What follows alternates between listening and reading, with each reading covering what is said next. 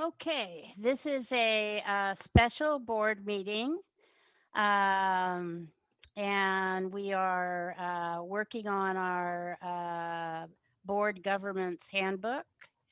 Let's call this meeting to order. Carla Torres de Luna, are you here?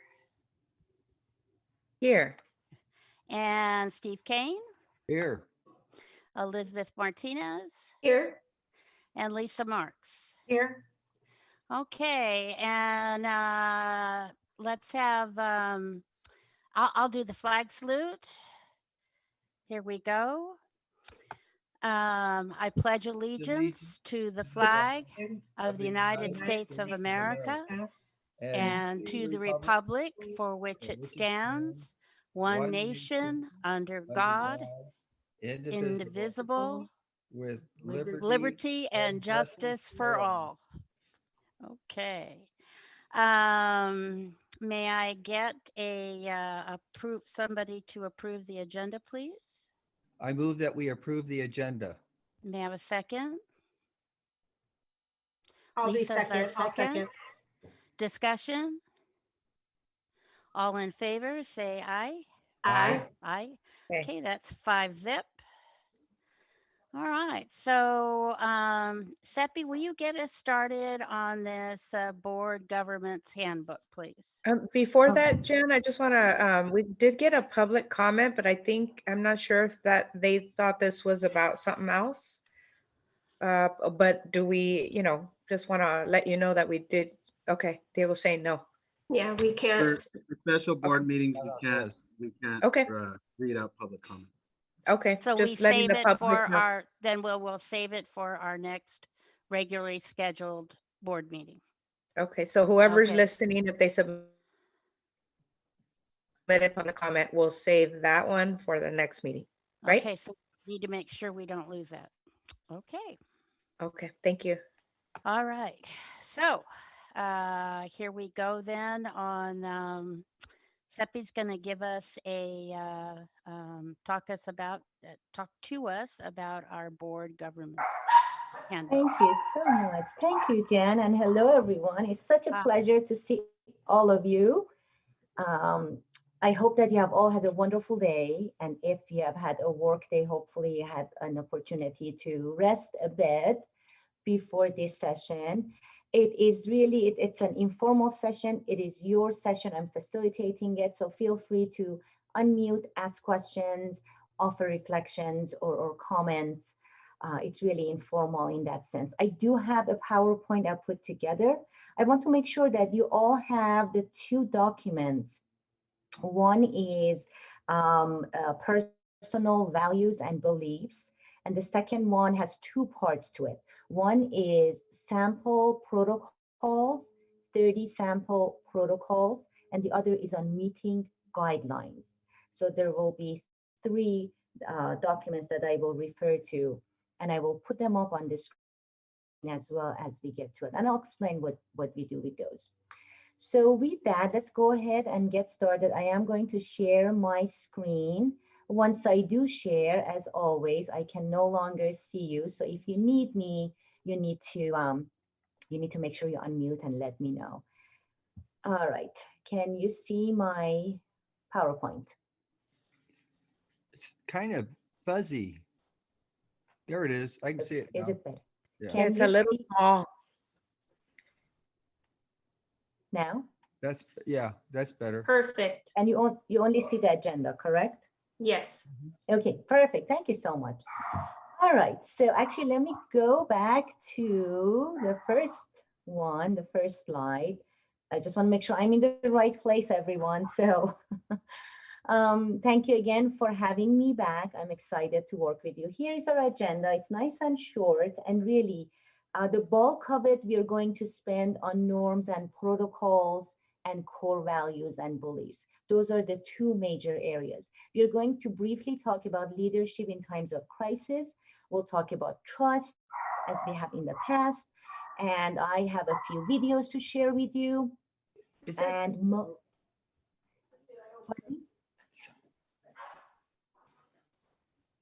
Go okay. ahead, Seppi. And most of the time we are going to be in gallery view. So I will show a few slides, show a movie clip, we're going to go into gallery view. So with that, what I like to begin with is a super short video that I found. And the reason I want to show it to you is one of my nieces, she is 10, and she asked me, I was telling her about what I do, and I work with school boards and superintendents. And she said, well, what do school board members do? And I said, let me find a video for you. So I wanted to share this video because it's simple. Yes, yet it talks about the pillars of governance. So let's take a look.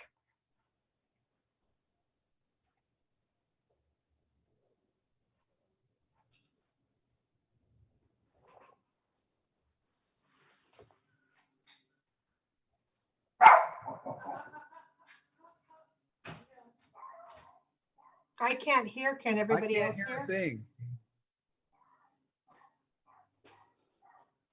You can't hear? Nope. No, Seppi, No. we're not Okay, hearing anything. hold on. Let me make sure. Let me do this. Let me make sure that I shared sound. All right, so it should be all right. Let me. Uh-oh, I hear one of your coworkers. Okay, let's try now and tell me if you can hear now. And we will go The to grandparents of the schools. Go to. All right, please let me know We if you can can hear hear. now. Okay. My name is Rachel, and I'm in the 6th grade. I was invited to go to a school board meeting to get an award, but I didn't know what the school board did. So I asked my grandpa Freddie, since he used to be on the board. He said, well, school boards are kind of like the grandparents of the school. schools. They want good things for the students and staff. Even though grandparents aren't always around, we do our best to help you learn and grow. Let me see if I can explain it in another way. Choose their path. The board also makes a lot of decisions, like hiring a superintendent. The superintendent is the leader who makes sure the daily operations of the schools run well. The superintendent helps determine the best routes on the map, along with the staff and students. The school board also ensures that resources are in place so that the staff can complete their work and make sure students can reach their destinations. Let's say that the schools want their students to be able to play a musical instrument if they'd like, or fix a car, or understand algebra or other opportunities. The board makes sure that the school district has the money, staff, and materials in the right places at the right time to ensure success. The board and superintendent team help students complete their journey in their local schools and prepare them for the future. After talking to Grandpa Freddie, I had a much better understanding of what school boards do. They build a bridge so that the community and the schools can communicate, and they set destinations for the schools so that I can reach my goals. The school board looks out for me, just like my grandpa and grandma do.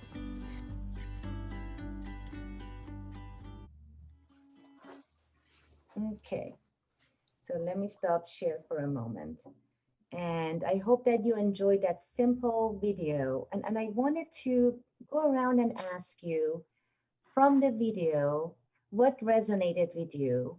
And when you think of your earliest memories and earliest knowledge on school boards, what can you share? What was your earliest thoughts on school boards and what they do? And for that, if it's all right with you, how I see you on screen, I'm going to call on you if that's okay. I want to apologize ahead of time.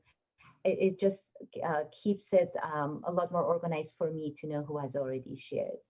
So with that, in my Brady Bunch squares on my screen, Stephen, you are first. So if you can go ahead and share from the video, what are your reflections? And again, what are your earliest memories and thoughts on school boards and the role of school boards? Well, certainly not before I started teaching. I mean, I went to enough schools. The concept of a board that ran things was beyond. I had no idea what a superintendent. I didn't know that all school districts even had them. I had no idea. I guess the first time I really realized the importance of the board and the superintendent is when I first became a HESTA president. And then that was the first time I realized how everything worked. Up until then, it really didn't matter to me. I mean, as a youngster, who cares about stuff like that? We didn't. I mean, I had no idea it even existed. I thought the principal was it. The principal was the head of the school. They were the boss. They were in charge. I thought there was nothing other than that. So Thank you. okay. Thanks for sharing. Thank you. Carla, you're next on my screen. So earliest memory of, I would have to say maybe as an advocate, a community advocate, and maybe in my years of early college when we were advocating for students that were in middle school and high school, and realizing that we had to go to a school board to make a change or advocate. I think that was my first experiences. Thank you. Thanks, Carla. Elizabeth. My story is similar to Steve's. To me, the first time I ever really had any engagement with a superintendent or the board was when I became CSEA president as well. It didn't have any concept of, even before that, you get hired, you talk to HR, but I didn't even know who the superintendent was. You never saw him. And so it was weird. It just, you didn't know there was something above that, the people that were there that were their bosses, and then there were their bosses. Didn't understand the structure at all. But it just, I think being a part of the union really helped me though, when I stepped into the shoes of a board, because I brought a lot of that knowledge with me to be able to see both sides. At that level, it's so important to really have that connection and grounding you to everything, because as a board, we need to be grounded. We need to be connected to everything and everybody. Mm-hmm. You're a bridge. You're the bridge, right? As the video said so beautifully. Thanks, Elizabeth. Lisa, go ahead. You can share next. Okay. I think the first time I became aware of superintendent was when my oldest went to San Benito High School, because it was a one school district and it was the first one school district. So I had to understand the difference between the principal and the superintendent. And I didn't realize that until then. But then once I made that connection, it made sense. And then I am pretty inquisitive. So I was asking what's the difference, and who handles what and all of that. And then I kind of learned. And I remember school boards as a child only because my mom was really involved with the PTO. Or the PTA at the time, it was called the PTA. And she was involved and active in the PTA, and therefore she was dealing with the board sometimes. And so that's when I learned about that. Thank you. Thanks, Lisa. Jan. Well, I have to say that my first encounters of learning about the school board were negative. My mom was a teacher at the age of 19 during World War II, and she had to go to each board member's home to be interviewed. This was in Punxsutawney, Pennsylvania. And she was told that she would lose her job immediately if one of their relatives came back from the service, because then their relative would get the job. She was also told that she could not date, dance, smoke while she was employed at the high school as a teacher. And then, so she only worked for a year and she left. And then she went back to teaching when I was 6 in California. And she would say that the problem with education was that school board members, all they had to be was 18 and not be a criminal. And they had no knowledge of education and were making decisions about education. So that was my first experience of learning about board members. Then, as a Wow. teacher, I got involved with HESTA, and I was very active in HESTA, and I knew that it's really important to be involved with the school board. So that's Thank you. why I ran. Thank you. Thanks for sharing that, Jan. Hmm. And Diego, would you like to share as well your earliest memories of school board and the role of school board? Thank you. Thank you, Seppi. My first memory of encountering a school board and encountering a superintendent was the end of my junior year in high school. I was elected student body president of my high school. And in that district, student body presidents were invited to attend board meetings and to participate and ask questions. And they had a little system where we would rotate on the board. We would sit on the dais, and the district had a lot of schools, so we could sort of work around their schedules. But it was interesting because in that district, so many of the board members had been students in the school district, so they had a real almost just a personal connection. They had been at our schools, and they were some of them were former employees of the district. So it really gave me an idea of how governance, even at that age, how I could see how governance was having an impact on the schools themselves. And one particular really important night was we were doing a remodeling of at my high school. We had a senior walk. So there's a big part of the campus that only seniors can go in.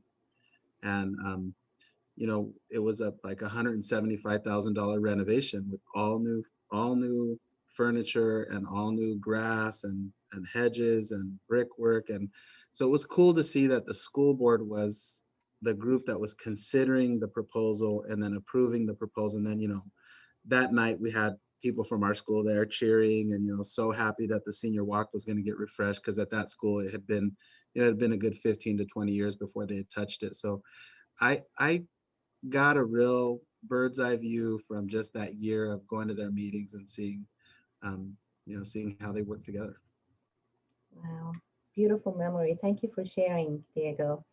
Thank you all for sharing. Serving on the school board is something so very special and so different from everything else that I have ever done, certainly. So when I was appointed to the board that I served on, I recall, and I had been going to board meetings for about a year just to learn and just to see if I was interested in becoming more involved. I was heavily involved with the PFA, the Parent Faculty Association. I had served as president of PFA. And so the next level was the board. And so I had been going to meetings, but being in the audience is also very different from sitting at the dais. So, certainly your perspective is completely different. And I remember the very first board meeting, we had left the boardroom probably around 9:30, 10 o'clock, closer to 10 p.m. And I sat in my car. I watched everyone go to their car, the superintendent and all the board members. And I just sat there and I could not help myself. I was crying so hard. I could feel tears rolling down my cheeks. And it was I think the feeling that came over me was that responsibility of being a board member and serving on the Board of Education. I had watched board members, I had gone to board meetings, and I had so much admiration for what the board members do. And now I was one of them. And I remember questioning, am I worthy enough? Do I know enough? and the children are now depending on me to advocate for them along with my colleagues. And so it was extremely emotional. I learned quickly that I was one of 5, that alone I had absolutely no powers. I could be on a human level. I was there. I would connect with um, all the stakeholders who wanted to keep in connection, but I knew that I couldn't make any decisions on my own. So when I got home that night and I told my husband, I shared with him, how I felt, he showed me a video and he said, this video reminds me of your experience and what you just talked about, being one of 5. So I want to show you this short video. We are going to come back to gallery view. What I like you to do is have a pen and paper, a piece of paper ready. Because what I like you to do is, as you watch this short video, I like you to write down what resonates with you. You're going to see a series of words. Okay, I want you to write down what really connects to your heart, how you're feeling in this moment, serving on the Board of Education. And also for you, Diego, to see the video and then share your perspective and what comes to mind for you. So here we go. I have fixed the sound issue, so you should all be able to hear the video. Let me see if I can share now. And I hope that you would enjoy it, everyone. Here we go.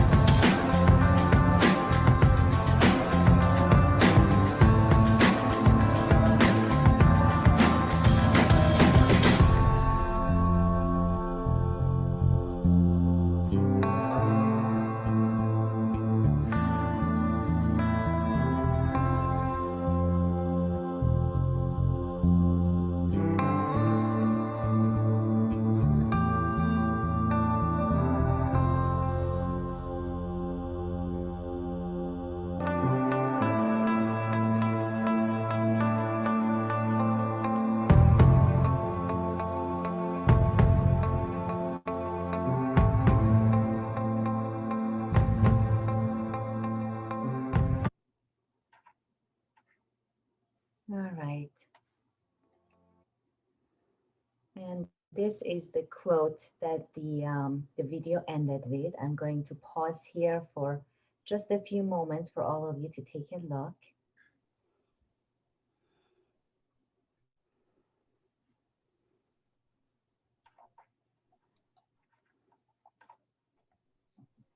Okay. And going on gallery view.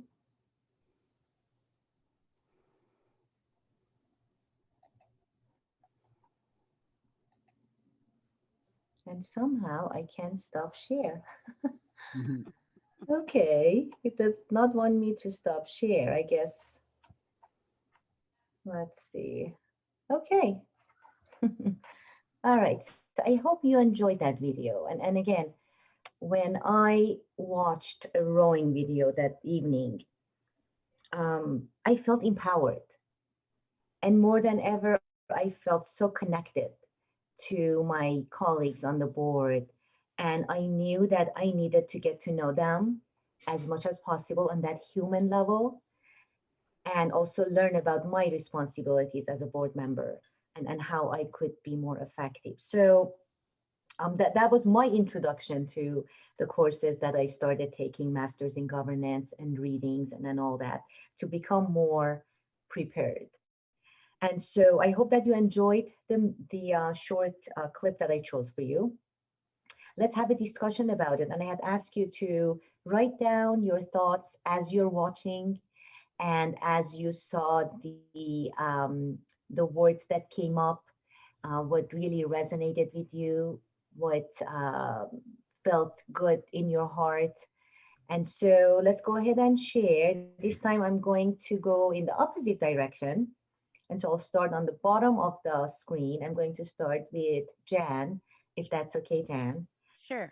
Go ahead and share your reflections. Well, we, since I last spoke with you, Seppi, we had a major setback in our governance.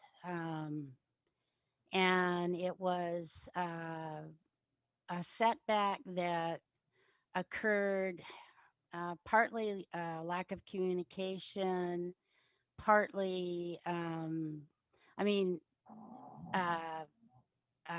there was, we weren't synchronized. We weren't all on the same page. And so we did not achieve our goal. And in that, we're going to have, we're going to put together a meeting to bring back the focus and to make sure that our community understands where we are coming from.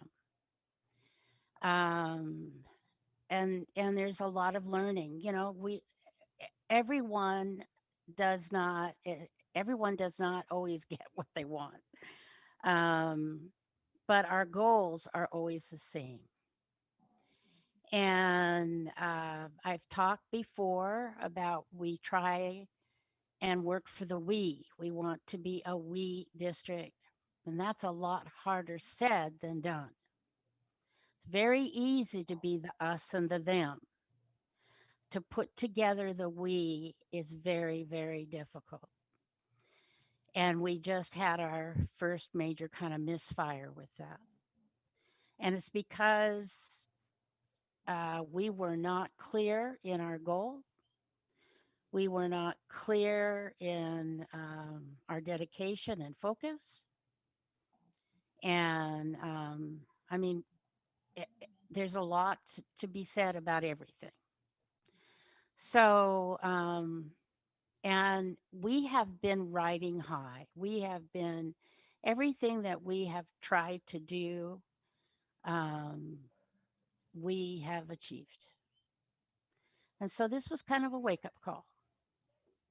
And so it's good that we're having this meeting this week to put us back together in perspective, to make us rethink how we communicate with each other, and to get us back in that teamwork, to get us back where we're synchronized. Because I know in my heart that all of us are on the same page. I know in my heart that what we were trying to do was only for the children, but it got waylaid. And so this, when I wrote down all of the, you know, prepared, synchronized, unified, engaged, common goals, focused, dedicated, and that's who we are. There's not one person on this board or in the district office or teaches school, who is a teacher or a janitor. There's not one person that's employed in our school district that does not fit those goals. And I can say that, and I know that for a fact. Um, but it's hard to keep us all together on that same path. And as president of the board, I take responsibility for not making it happen. But I know we will get back to where we're supposed to be. I know that because I know in my heart, I have worked in this district, and other people have had their children in this district. And I just know we'll get back to that. And we just have to get back to the we and get back to what your video showed, because this is what it's about. And I hope I didn't take too long. No, not at all. This is your meeting, guys. I want all of you, and then I feel comfortable. I'm kind of informal with all of you. I Yeah, just we feel know like each I other very called you well. guys, but I feel like I feel like I know you. And over the past 2 years that I worked with you, every single person I have worked with, from your senior cabinet members to you, Diego, to all the board members, everyone I have met, I have no doubt that you have your students, your children's best interests at heart. And I love that about all of you. And I want to thank you, Jan, for your openness, for your vulnerability. That's what makes a great leader. We all make mistakes. We all have setbacks. We have those road bumps on the road. It's not that they happen that's critical, it's how we respond.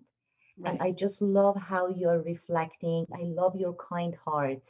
And again, I thank you for sharing your thoughts and your reflections. This is the place to do that. And I'm so happy to be here with all of you and to create that environment, that safe environment for all of you to get back together again and move forward with unity of purpose, with your common goal that you set for your district. Well, the only way we learn from our mistakes is to talk openly about them. And when we talk openly about, how did this happen and what happened here, if we keep it in a closet and we don't talk about it, we won't fix it. So we have to talk about it. Absolutely. Absolutely. And when you think about, and then a bit later, I'll show you key dynamics of highly effective and engaged teams. And that very first step is to create a safe environment, psychologically safe environment. And that's what you have here. So this is certainly the place to share your thoughts and ideas and challenges and struggles and all of that. You're human. We're all human. And it's important to really remember that and not And let forget. me So, tell you, this has been a crazy year to be a board member. oh, mm-hmm, mm-hmm. So let me share with all of you. I was asked if I would run for my local school district last year, and I said there's no way I can make it happen. And having had the pleasure of serving on a board, I know the work that it involves. And right now I can't dedicate myself to that kind of work. So I salute all of you, every board member who really takes on this journey, goes on this journey, especially this past year, with everything that we have experienced with the pandemic, closing of schools. When the pandemic began, we thought 2 weeks, right? 2 weeks, and we're going to get back. Well, we're closing for 2 weeks. Well, a year later, here we are. And the challenges of pleasing every stakeholder, of pleasing those who want in-person instruction and those who don't, and creating a balance and knowing that you can't have all of it because you're also managing and dealing with limitations on the instructional and technological side, right? So more than ever, your jobs are so complex. And again, I have so much respect for board members, for everything that you do, the balance that you must keep. So please make sure, give yourself credit for all the work that you do. And especially for this team, you all work and you all lead from your heart. The amount of care and concern I have felt from this group is just incredible. I want all of you to know that as an outsider, I see it and I feel it. So thank you again, Jan, for sharing. All right, and at any point, if you want to unmute and share, please feel free to do so. All right, now let's move on to Lisa. You're next on my little Brady Bunch squares. Okay. I wrote down all the words too, and the four that really resonated with me were synchronized, engaged, focused, and dedicated. I mean, I believe they're all important.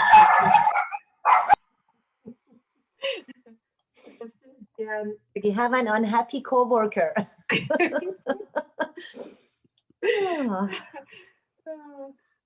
Just as Jan expressed, they're all very important.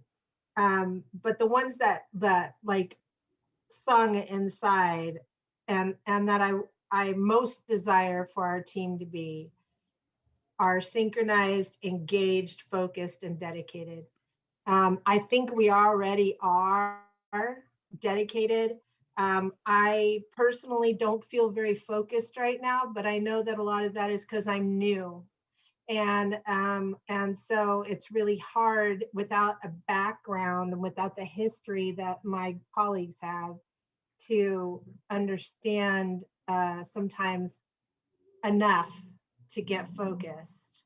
But I think engaged, I'm very engaged. So anyway, those were the ones that resonated with me. And I want us to be the best governance team we can be together. Because ultimately I'm in this for the kids and the staff, the teachers. It's all about making sure our district is doing the best it can for the population that's within it, include all of them. So, absolutely. Thank you. Thanks, Lisa. And it is about every single person who serves. It takes a village, right? So everyone from your bus drivers to your facilities folks, to your teachers and staff, everyone, you must care and really show your concern for everyone to be able to educate students and get them ready for life beyond Hollister, right? So everyone definitely matters. Elizabeth, you're next. Thank you, Lisa. Thank you, Sippy. For me, it's probably as well the one that is unified. I don't know of any board that could be instrumental in any district if we're not unified, because there's no I in team. And so we really have to be, unified, synchronized. If we're a rowing team and one's rowing one way or not rowing fast enough, we're gonna fail. And so, we're finding our way. Every dynamics, I've been blessed to work with wonderful people on the board. I've learned so much from every single one of them. But I am so thankful and blessed to be amongst these four people, because I've never felt more a part of a team than I do now. And we're all equal. We all lend each other a little bit of grace and love that we need to do this job, because it's so hard, especially right now. And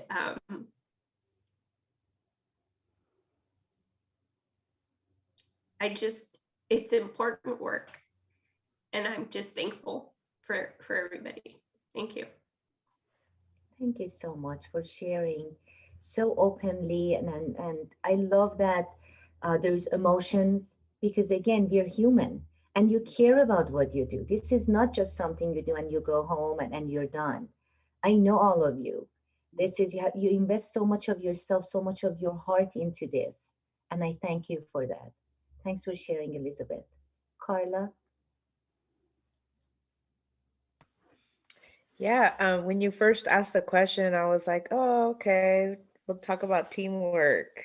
But then Jan started talking. I was like, oh, we're really talking? Okay. Um, and I think that I so appreciate everybody here, everybody, you know, you too, Seppi, Diego, of course, and the fellow board. I feel so safe with everyone. I feel, you know, like everybody really cares. I don't think I've ever felt that anyone has been um, not for the students or for the staff or the teachers. Um, and when I was watching the rowing thing, I was like, oh yeah. But then I thought about what we just went through, right? In our and and and we were rowing, and then I felt like, because we had a recent vote, right? And it was a 4-1 vote about returning to doing hybrid in person. And I just felt very strongly. And if we use this analogy of we're a rowing team, I felt like, I know we had a roadmap that everybody's like, oh, this is the roadmap. It's a good roadmap. And I was like, ooh, I think there's a waterfall down that roadmap. And and and and and everybody's like, okay, Carla, you think there's a waterfall? And not that anyone said that, right? But this, I felt like I didn't feel judgment for, you know, I think everyone was respectful in what each of us had as our opinions, which I think is important too. So that's what I want to say. Like, even though I feel like we are synchronized and we do all care, and we have been united, and I think we all have the same goal. Um, there will be points where it's like, but I don't think we should go that way. And let's talk about why, right? And so I think, you know, going with what Jan's saying, I think that's the learning lesson, right? Of like, how do we navigate that? How do we, you know, I don't know. This is, I mean, and I'm with all of you. This has been hard. This has been so hard, you know, Can I make and a not just comment? hard on us, but I think hard, you know, obviously the community, but I think our families too have felt it. I Yeah. know my kids are like, "You're going to a meeting again, mommy?" I'm like, "Yeah, babes, it's Carla, can important, I you make a know." comment on that? Yeah, yeah. Sure. One of the administrators at the district office said to me, boy, you guys are really tight. And about saying this about the board. And I said, what do you mean? Well, there was that no vote. And you guys, I mean, you could tell that everybody respected what she did. And I said, of course, because we do respect each other. But they were kind of taken aback that we were so respectful to you. And I said, of course. Like, Mhm. duh. I just wanted to throw that in, that someone had made a comment about that to me. And I think that's one of the, I mean, I think that demonstrates our true respect for one another, right? You don't always have to, and know that, you know, I was like, oh my gosh, you know, when we were talking, I'm like feeling like, oh, I don't feel like, for me at the time, you know, this is not, and I thought, I think they'll understand like what my opinion is. I felt safe with all of you, and I felt like you all, we have that respect with each other, that we can, and that's what all adults should, and right, isn't that what we should all be like? Absolutely. Hey, you know what? You have that opinion, I have this opinion, but hey, can we go have coffee later still? Right? I mean, I think that's the best relationship. Yeah. So, anyways, those are my thoughts. Thanks, Carla. And what you just described is a sign of a healthy and functioning relationship, right? And it doesn't matter if it's your work relationship, your home relationship, you need to be able to work together, disagree, agree to disagree, and respect the end result. You're not always going to agree on everything. And how you manage that 4-1 or 2-3 is really incredible, because you also set the tone for your district on what democracy means, on what it means to respect one another when you disagree, and the ability to respectfully disagree. That's critical, and you were able to showcase that for your district. So congratulations on that. Great job.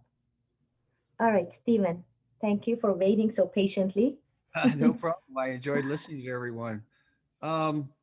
When you first brought up the video, I thought, oh wow, this is a coach talking to his team at the beginning of the season, is what you're doing. I mean, and it was, you know, Carla knows.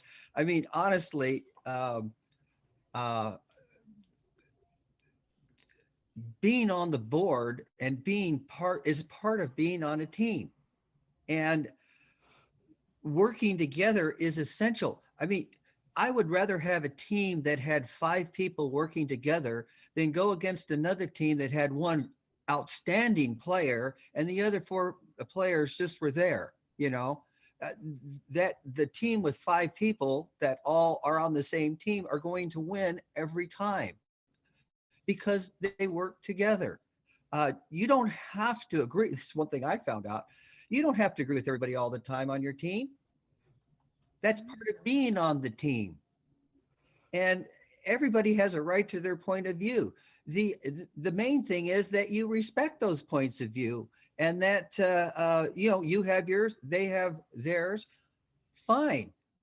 Everybody has the right to an opinion. Uh-oh.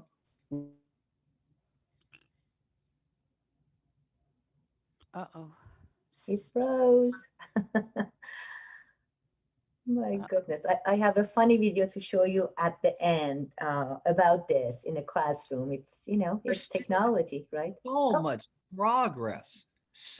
progress since we took over. I was talking to Diego the other day. It was like, you know, I had a list of things when I ran for the school board that I wanted to address. And Jan and Carla were with me on this. And the first one was to hire a superintendent that could do the things we wanted him to do. Frankly, I didn't think it was possible. I really didn't, because, you know, we've dealt with superintendents in the past. I did not know that there was anybody capable of even remotely. We can't hear you, Steve. I don't know if he knows. Mm-mm. We can't hear Maybe you, Steve. lost The people that in the district office, part of his team. And we all consider the students and the people that work for the Hollister School District as all part of our team. And that's the way I like to keep it. Do we yell at each other or argue once in a while? Sure, that's part of it. But the bottom line, we are all out for the same thing. And that is what's best for the students and employees of the Hollister School District. And that's what we try to do. Are we always right? No. Who's always right? Okay. And all I can say is, as Jan said earlier, you learn from a mistake and you move on. And I believe we're doing that right now. We have addressed part of the issue, and I can see us moving forward on that. So I like the video. Like I said, it was kind of a rehash of some of the things that I've heard before in coaches, but it's true. That's one of the values of having athletics in school. It gives the kids a chance to know what it's like to be on a team and how a team works. And as you get older in life, it's even more important. If you can't be a team player, what job is going to want you? If you can't be part of a team, then you have a lot to learn. It's very difficult to go through life not being able to cooperate with others. So that's the way I look at it. Yep. Absolutely. Thank you so much. Thank you. And what you said reminds me of a quote by Stephen Covey. And he says, the main thing is to keep the main thing the main thing. Yeah. And as soon as you said the We main try to thing, I'm do like, that. We oh, try- yes, you try to do that, of course. Thank you all for sharing. Oh, and Diego, would you like to share reflections on the video? Let me unmute here. My biggest reflection is just um, working in tandem with each other, working in a way where we're all rowing in the same direction. I think none of us could have ever predicted the impact that something like COVID has had on our employment, on our health, on our time with our families, on our, I mean, you took a career like being a teacher and you basically changed every single thing about how teachers do their job. I mean, everything from where they physically work to everything. We have instructional assistants who work in this district that are just incredible people that are going and doing things that they would have never done if not for distance learning, because the people in this district are deeply, deeply committed to kids.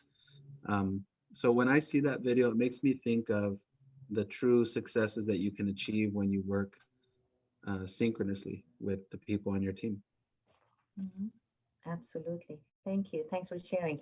And let us always remember the challenges of working and teaching from home, from your home spaces. That is not easy. I can't even imagine for those teachers and educators who have to share their workspaces with coworkers. Many are moms and dads themselves, and the challenges they face. It cannot be easy, right? So we always have to remember that. Thank you all for sharing, and I'm glad that you liked the video. I am going to share my screen again, take a look at a quote, and I want to highlight and take a look at the key actions that Diego had beginning of this year. And let's take a quick look, and let's also celebrate your accomplishments. You have done so much in a very short time, even with being in a pandemic and all the challenges. So let's take a look, and let's see the quote by Lillian Katz, one of my favorite educators and leaders in education. And then we'll take a look at the key actions. So here is the quote, White Governance by Lillian Katz. And if I can ask one of you to unmute and read this beautiful quote, I would very much appreciate it. So anyone who would like to unmute and volunteer and read it. I'll do it. Thank you. Go ahead, Lisa. Each of us must come to care about everyone else's children. We must recognize that the welfare of our children and grandchildren is ultimately linked to the welfare of all other people's children. After all, when one of our children needs life-saving surgery, someone else's child will perform it. If one of our children is threatened or harmed by violence, someone else's child will be responsible for the violent act.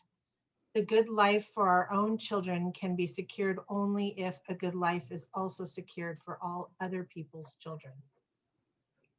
Thank you so much. Thank you, Lisa. This is one of the quotes I love dearly because it really shows the reasoning, the why behind governance. And as we know, Simon Sinek's message is to always examine the why, because most of the time we talk about and reflect on what we do and sometimes even how we do it, but very seldom why. And this is why you are part of your governance team. This is why governance teams exist. Let's take a look. And I took this from your website.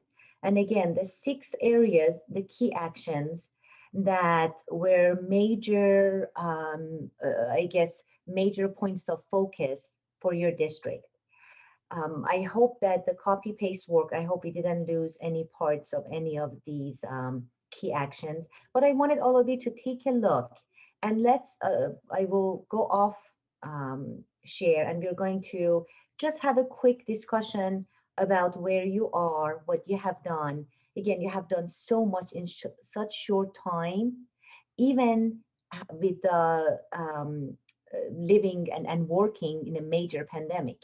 So let's take a look And again, I've heard all of you talk about these areas, some more than others. So let's take a quick look. I leave it up for all of you to look. I'm sure they're not new to you, but perhaps pick one that you are most proud of. So of the 6 areas, for all of you, is there one that you are most proud of and you're most excited about?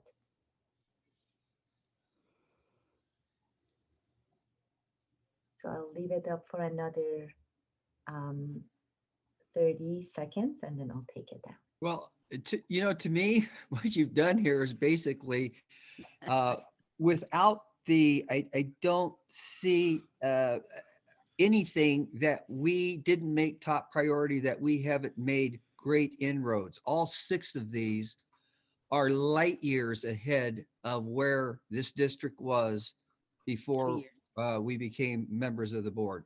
And every single one of these we've addressed, we have a plan for, and we either have implemented it already or it will be implemented. So I'm very proud of all 6 of these. I don't know that I have a favorite one. They're all real important, and we've worked on all of them. Probably the work on the school to prison pipeline is probably one that I have special interest in, because it was something that I worried about even before I retired. And I feel like we finally have addressed, the real key to this is to be able to anticipate or handle problems before they get out of control like this. To me, that's one of the main jobs of a school. You need to watch. I mean, everybody's important. This is one of the main things you have to really be worried about and think about. I guess I'd put that right up there with the improvement in the special ed. Those are the 2 things I'm most proud of so far. Thank you. Thanks, Steve. And would you guys like me to keep this up as you share, or go back to take it down and go back to gallery view?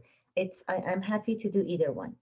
I'd like you to keep it up Okay. for me, please. Okay, sure. I think that number 2 is also a big one for me, as well as number 6. But number 2, Diego, the way that, we told them that, we needed to work on helping our children and dealing with, and Carla was a big help in this in regards to changing. We used to have school resource officers, and changing it so that we could get social workers involved. And but Diego, even to change our board policy and our administrative regs, he reached out to the community, and the community wrote board policy. And we're in the midst of approving it now, next couple of months. And to me, I mean, this is systemic change.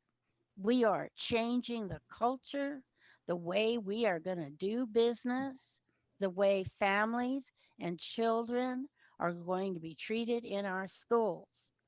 And it's something that the changes and procedures did not come from school administration, did not come from the school board saying, this is how we see things to be done. It came from the community.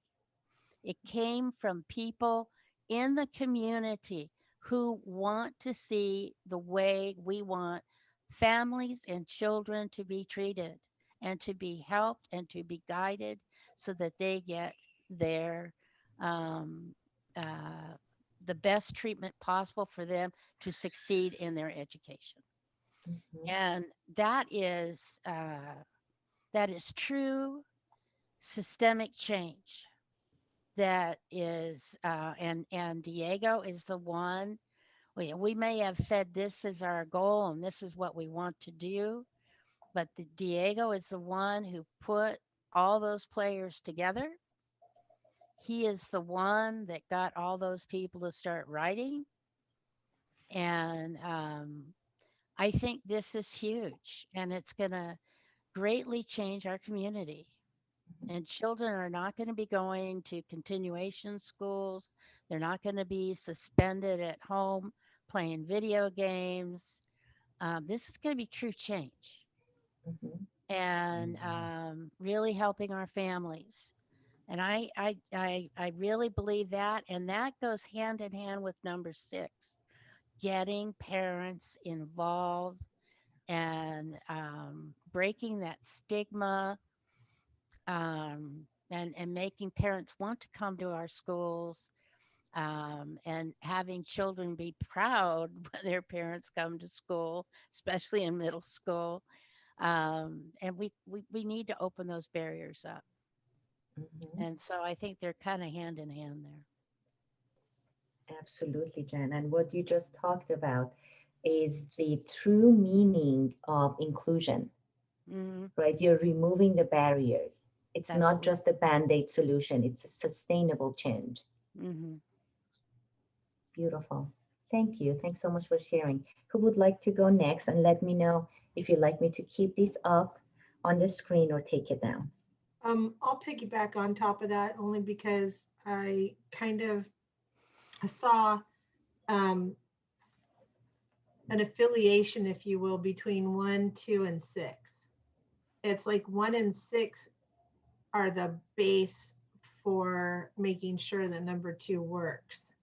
And so, and those 3, although the rest are all equally important, those 3 are the base for me.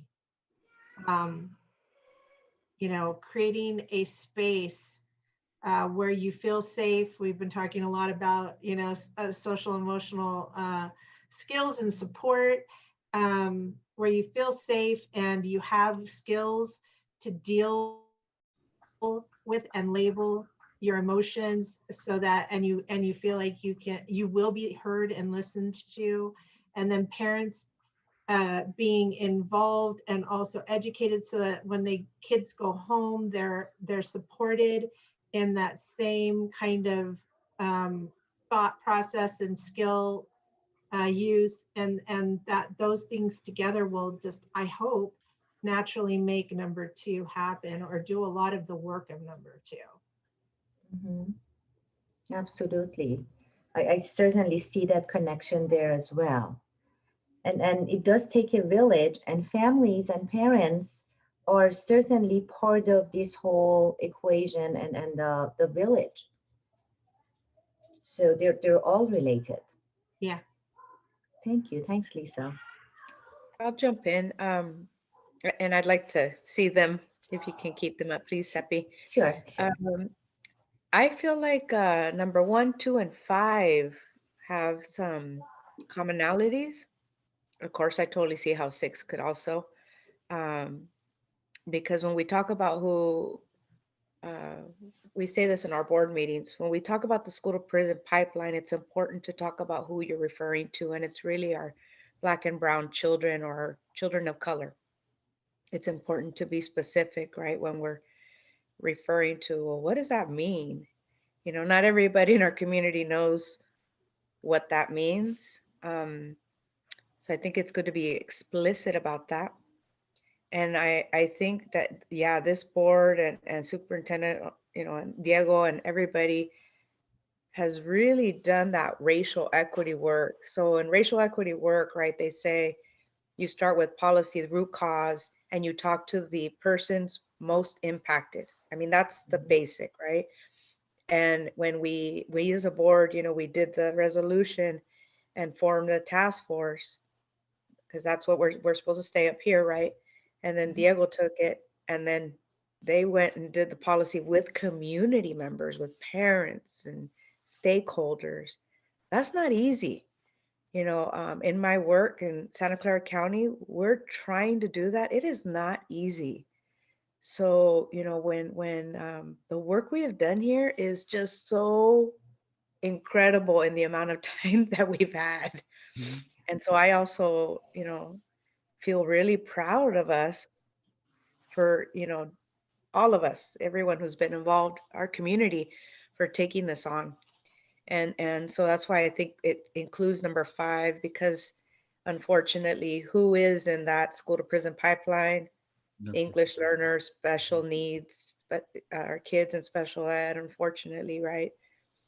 Um, and so I think that's where I'm most proud of. And then I feel like this pandemic just really messed everything up, you know. So, but I think that the work that's being done is really exciting. Mhm. And Diego, we've talked about this, right? People, I don't think people understand how whew, how monumental this is. It's really exciting. Mhm. Mhm. And it sounds like you have been able to keep your focus, maintain your focus on that main thing for your district, even with the Yes. pandemic. And that's something to be very proud of. Thank you It so much, also Carla, helps for to have sharing. a superintendent that supports you in these actions. It says Mhm. superintendent's key actions. This was our vision. He was very instrumental in getting these things done. Without him, I don't see how they would have gotten done, especially his Mhm. past. Yeah. Mhm. I agree.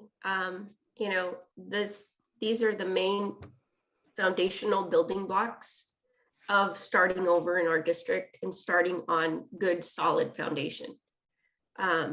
Nothing can be built on anything that is going to not be instilled, and that's what takes time, right?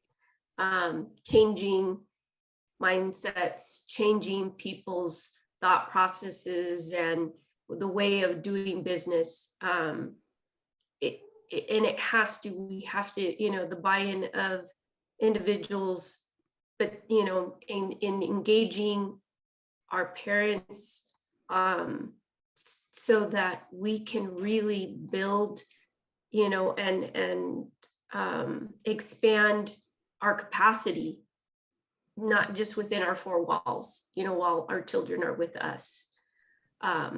So I think it's important because it may be our mission, but it should become the community's as well at some point.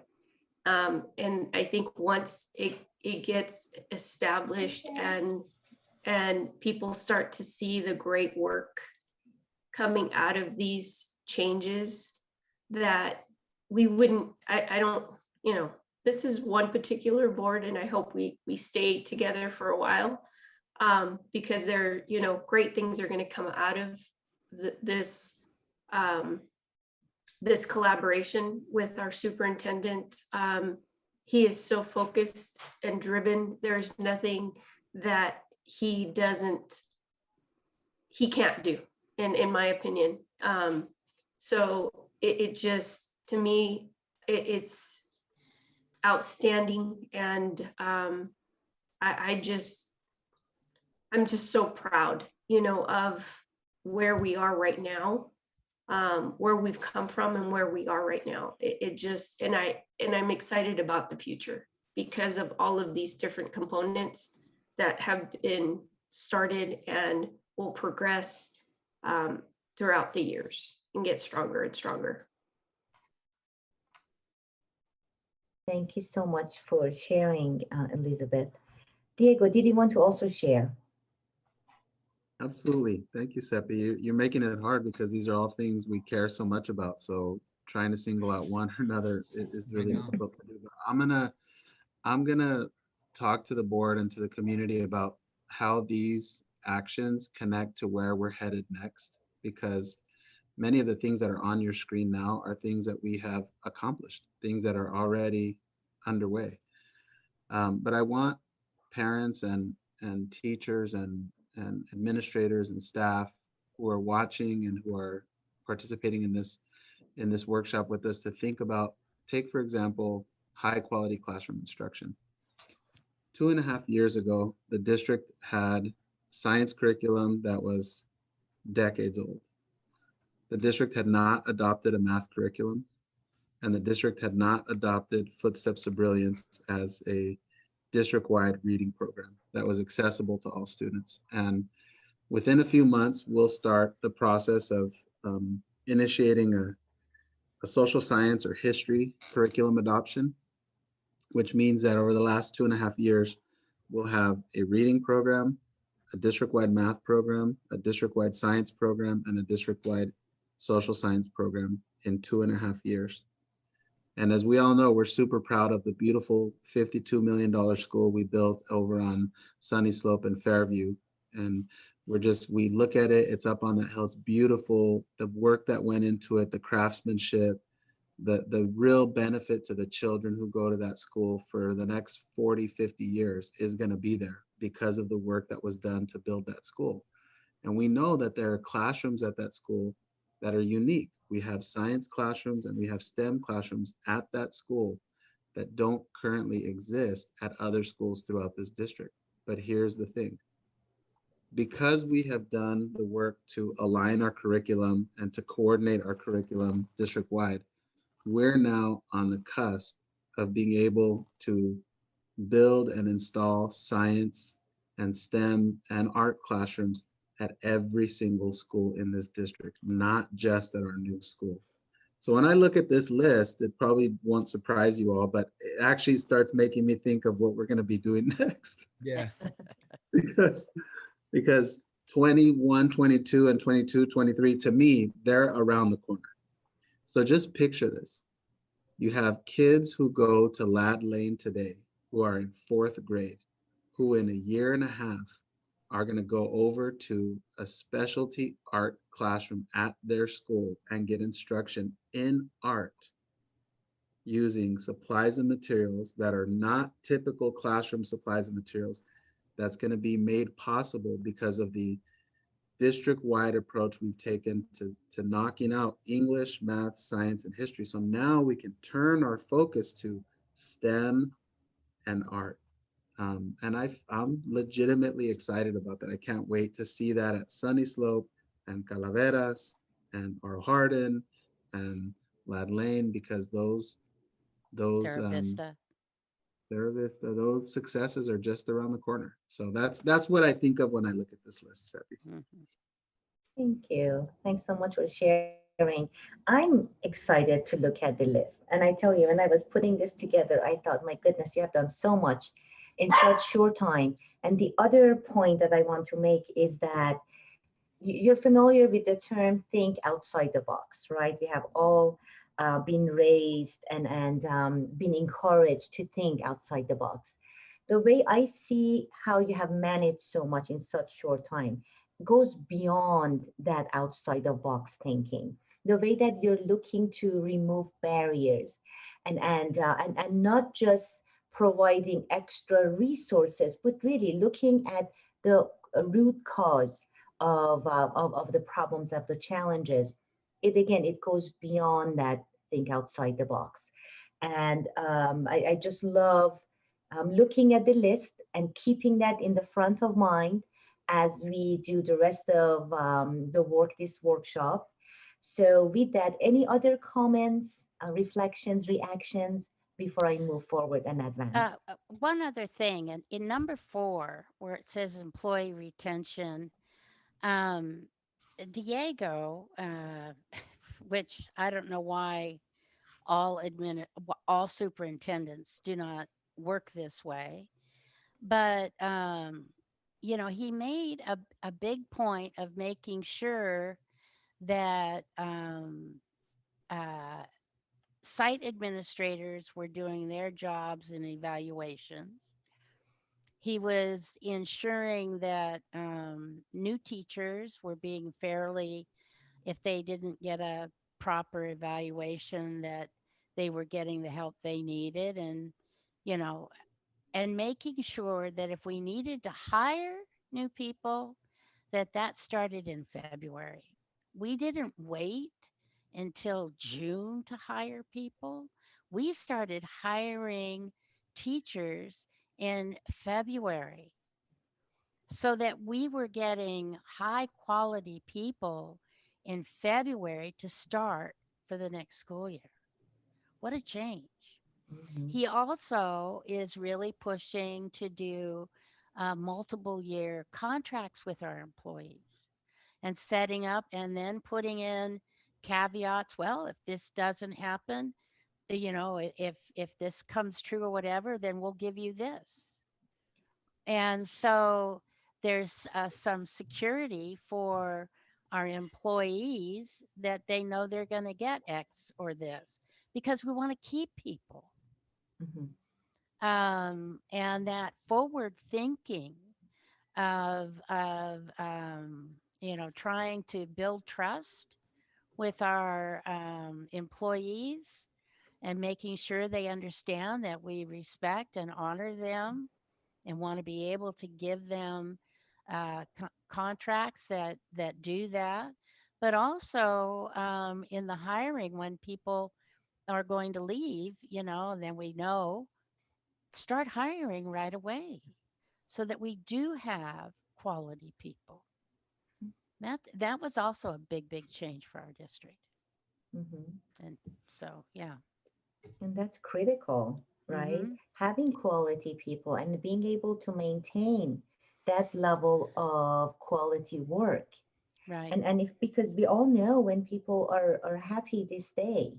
And it has Mhm. not, it doesn't have as much to do with even pay and benefits anymore. There's so much research in that area showing that people stay where they're appreciated and where their opinion matters, and they feel part of a bigger goal and picture. So um, that, again, that number 4 is a critical one. I think all of them are, and they Yeah. all go hand in hand. You have Yes. happy people who are happy to be where they are and they feel appreciated and connected. They're going to be treating those around them with that same level of respect and Mhm. kindness and appreciation. So Yeah. wonderful. Any other comments, reflections before I move on? I just like to say, can you imagine how much more could have been done without the pandemic? Yeah. We literally had to go from, at least from Jan and I experience. That was one of the things I thought was great to be on the board. I had a lot of experience in education. I had no experience in this. I mean, you're learning by the sea, you're proud things that you'd never really think about. Mhm. You had to think about, and just the punch in the stomach of knowing that your students are going to miss a year of school and the only thing you have to help them is distance learning. Um, it was a totally new realm for me. I had nothing technological background. I just could not believe teachers could even do what they did. I would have been lost. I think I would have had to retire. I don't think I personally could have done it. So I have all the admiration in the world for in all the employees that had to go through what they've had to go through this year. It has been unbelievable. Yeah. Mhm. Mhm. Absolutely. It is an impressive list, and what you have done. And isn't it also, I believe earlier when I met with all of you back in December, you were sharing with me that besides looking at what your students needed as far as hotspots and all that, that you actually delivered desks Yeah. to Yeah. your Yeah. students. That's incredible. I have to tell you, I have not talked and done workshop with any district who has gone that far. And I just love that about your district and about your mindfulness and again leading from your heart. That's just dedication Not and just taking that, it to that next Stephanie, level. not Yeah. just that, we had our own superintendent making home visits to deliver and do, troubleshooting for families and getting them connected. So that to me, I don't know any other superintendent that would do that. Mm-hmm. Mm-hmm. Not too many, right? I know. And I use that example when I work with districts. I do use this example of going that extra mile, going that extra step. And I apologize. It's my coworker now who's not happy. I'm so sorry. It's my little Shih Tzu. She has a big bark, and I don't know why. And I'm going to mute for a second. I apologize. I don't know why. Okay, and then take a look at this list, and then I'll mute myself and take a look and see what's happening. So take a look at this list. You also have it because I know this is kind of small. You were emailed this list as well. So please take a look. What I want you to do, each of you individually, is to pick your top 2. I know it's not easy to pick 2, but you're going to pick your top 2 personal beliefs and values. Okay, you may have one that's not on the list. Go ahead and add it. It's all right. And so please go ahead, take a look and pick your top 2, and I'll check on my coworker to see what's going on.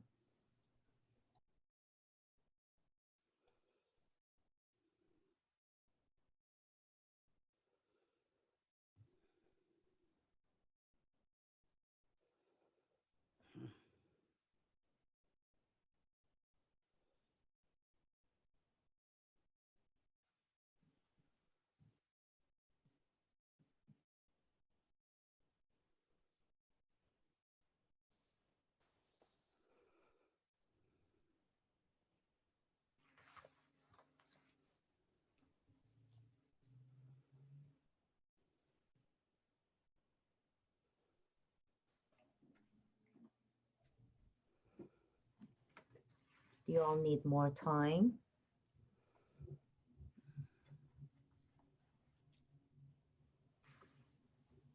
I think I'll jump in. Community stands out for me, and helping other people. Those are big. And then, and I think too, it goes with it for me is honesty too. I know you said just 2, but so community, helping other people, and honesty. Okay. It's funny, Carla, I wrote mine down, and guess what my 2 are? Helping What? society and honesty. What is it? See? Honesty and what, Steve? Helping society and Oh. honesty. Great minds. Well, Mhm. I put integrity and equality. Okay. Mine were integrity and helping society. Oh my goodness. Helping other people and leadership. Okay. Mine are helping other people, and for me, it's religion. I I can't do what I do without God. I can't be who I need to be without that direction that I get, that conviction that I have. Some people say that gut feeling, but it's not, mine is not a gut feeling. Mine is just those convictions that I feel strongly about. And, we're all here for a purpose. And so, if I'm on this board, it's because God wants me to be here, and my job is to do good work and do good by all. Mhm. Thank you. Thank you all for sharing. So now I'm going to give you the difficult task of picking your top 2 as a team. So now that you have picked your two personal beliefs, personally and individually, now I like you to think, and you can go ahead and try and convince others on the ones you have. There are a lot of areas of overlap. So I don't think this will be as difficult for this team. So go ahead and begin your conversations, and let's see if we can narrow this down to your top 2 as a team. Well, how many said something about like either integrity, honesty? We had a couple. Yep. Well, I was 1, 2, I was 3. And didn't you say it too, Carla? Honesty? Stephen, I said honesty. Yeah, so Lisa 4 of said- us. Yeah, and religion, that's kind of honesty. Well, actually, I thought the religion would be more helping other people or helping society. I mean, it's the foundation of Or Christianity. both, yeah. Yeah. Well, so I think honesty we should put down as Yeah. a common Honesty trait. is a good one. And I think too,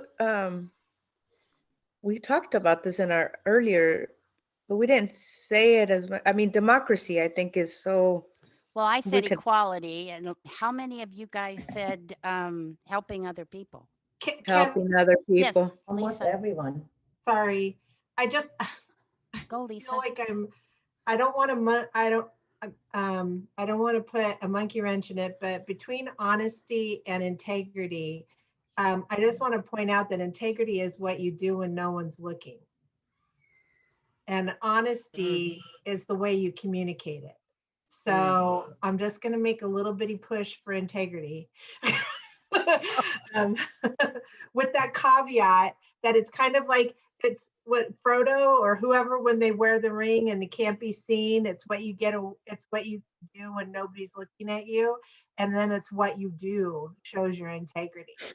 So I feel like honesty is a part of integrity, but integrity is a bigger, heavier. Well, yeah, I've always felt that integrity was a stronger word, but I also I'm think told honesty. integrity. It doesn't matter. Either one's fine with me. Yeah, me too. Okay, so we're going to go integrity instead. I don't know. Did Elizabeth say it's okay? That's always been one of my mottos: integrity, respect, Okay. and communication. Those are my key things to always live by. Okay. Diego, you okay with that? All right, he's good to go. And then is it helping other people is our second one? Helping other people. No argument Yeah, here. I think that's what we all felt. Okay. Because, Go on. you know, to me, equality is helping, you know, you want to make sure Mhm. everybody's okay, good. Wow, All this right, was we got easy. him, Seppi. That was We got him. easy. Is that a record, Seppi? I'm just wondering. You guys are amazing. It is a record. Do you know sometimes we spend, I want to say without exaggeration, 30 minutes to an hour Oh my for goodness. for folks to kind of try to, you know, come up with the top two. You're amazing. You're I tell amazing. you, So we great all job. think the same. There's Same. something weird here. Very, You very do. similar. Orange Seppi, I and just line. Yes, yes. Yes. And to go with what Elizabeth said, and I know this is going to sound corny, but I tell you, somebody lined us up and said, okay, you, and you, and that's Mhm. who's coming, and Oh, you're going to yeah. hire Diego. Okay. Yep. And it's not common, I have to tell you, because I have the pleasure of working with many different teams across California. And what you have here is really unique and wonderful to see. So you have to do everything in your power to preserve it. Seppi, I just have a Yes. kind of off topic, but if you can give this feedback back to CSBA about the religion, if Okay. they could be more inclusive and include, because I don't see it unless my eyes are squinting, spirituality. Yeah. And it should be there. You're absolutely right. Yeah, just to be more, because for me, it's a lot more spirituality, although I feel very similar to what Liz said, but in a different way. Okay. Mhm. Yeah, and I'm just Great thinking, observation. there might be others in the state that feel similar. Mhm. Thank you for making that suggestion, and I will certainly add it to the list. And anything else that's missing, anything you can think of, feel free to send me a quick note and I'll bring it back. Not a problem at all. Thank you. Sure. All right, so this was easy. Now let's move on. What I like you to do, we have a few more slides, and then I like us to work on meeting guidelines. Mhm. You have a document that has meeting guidelines as well as processes and protocols. And those are samples from CSBA. What I like us to do is each one of you will pick what your top one, your top choice, and then we'll have a discussion similar to the format for personal beliefs. And all of this information is going to go into your governance handbook. A governance handbook is really a collection of your conversations and your agreements, your norms, how you decide you're going to behave and treat each other, and again, your norms and protocols. So obviously, one session, we are not going to get all of it done, but this begins the conversations for all of you. And over the next few months, Diego is going to work with each and every one of you to really tailor your governance handbook to your district. Because the governance handbook is not something that's just a generic, because we offer a sample language and verbiage at CSBA, but really it needs to be tailored to the needs of your specific district. And Diego will be, as next steps, he'll be reaching out, and you'll continue to work on this, and hopefully I'll be back to help you bring it all together. And I tell you, your governance handbook is an important tool also as you onboard new board members. Good organizations and effective teams are always a step ahead or a few steps ahead. You have to think about and plan for what's after this term, what's after this year, after this school year, and have that future mindset. And so when you have new team members, then you have a governance handbook that you can share that really showcases your norms and protocols and your agreements. Does that make sense? Mhm. Okay, and I'm so excited that you're all going to be working on that.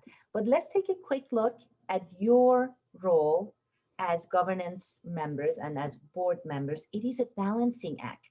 I feel like you experience from what Jan, you were sharing, you experience a bit of this, perhaps at your last meeting, is that you're always trying to balance serving your children, the students, serving, being mindful and responsive to your community, to your stakeholders, staying true to your own beliefs and your vision and goals and the vision for your district. There is just so much to balance, and not to forget you are human and you have other obligations as well, and balancing work and home and serving on the board, that certainly is a huge balancing act. Yeah. This is a quote that I wanted to share with you, and it's about when the crisis fades and when it ends, when the pandemic is all over and we can put the masks away and all of those things, people will remain. And try to remember that human connection, right? And moving forward, what's really important. And I feel that you, as leaders of your district, really get that. Here is another quote about leading in times of crisis. And I feel that you have done all of this. Facilitating timely open communication is something that that can be challenging, especially in times of crisis. But those are the times that communication becomes even more critical. Open, honest, and transparent communication. It is so, so important. I know that you have managed and you have gone through all these steps leading to today.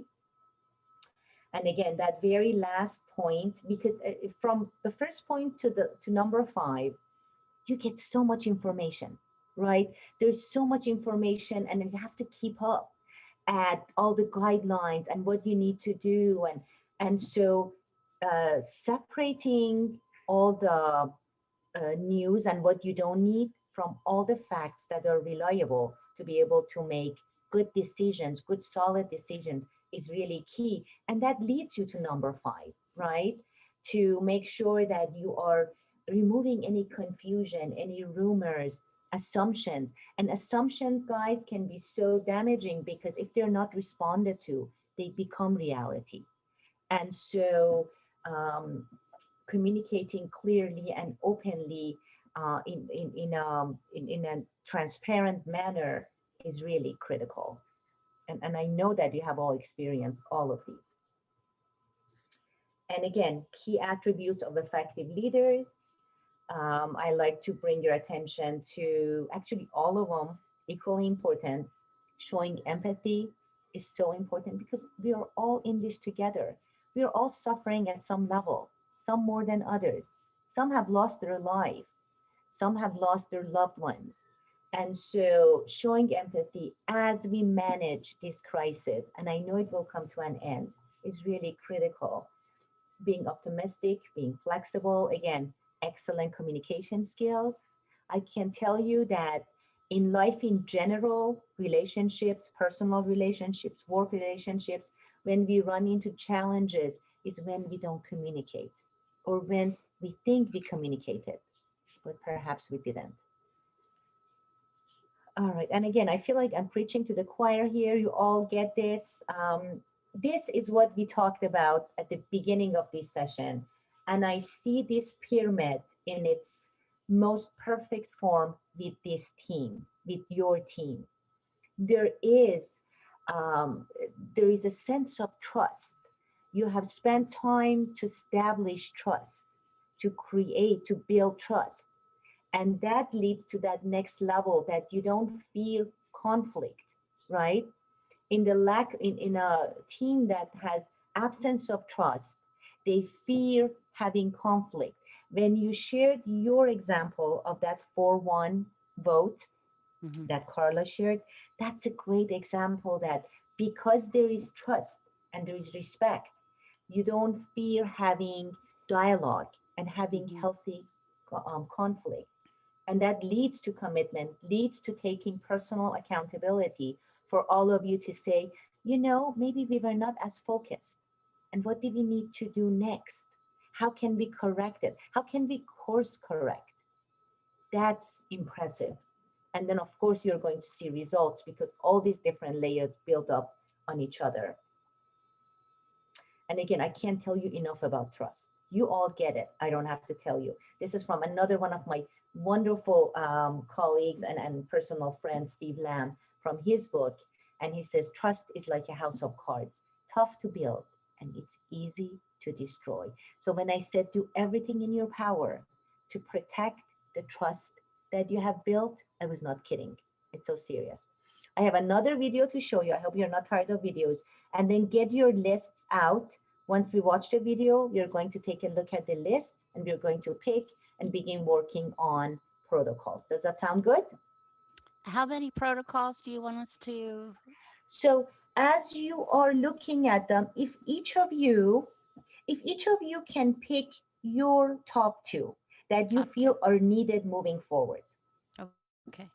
Okay, so you have a choice of 30 samples if you can Right. pick your top 2. Okay, so let's watch this next video. It's another one of my favorites that I selected for you.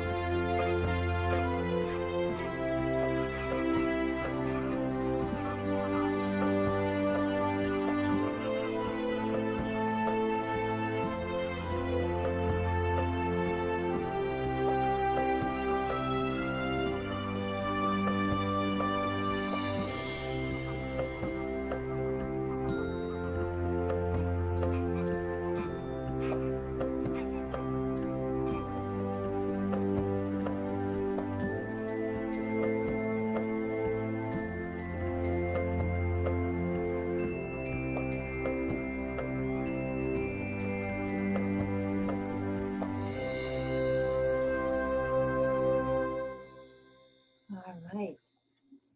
Thank you so much. Let me go ahead and stop share. How did you like that video? It's good. Mm-hmm. It really, it's incredible to me how intelligent all forms of life, all of them are. It's just incredible.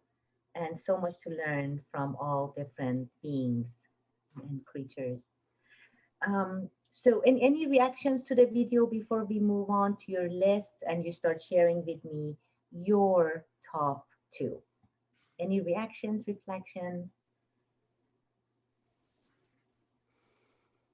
I thought the part that why aren't humans? Why don't we step aside and help those two? You know, help the one Mhm, that is sick. You mhm, know, and yeah, mhm.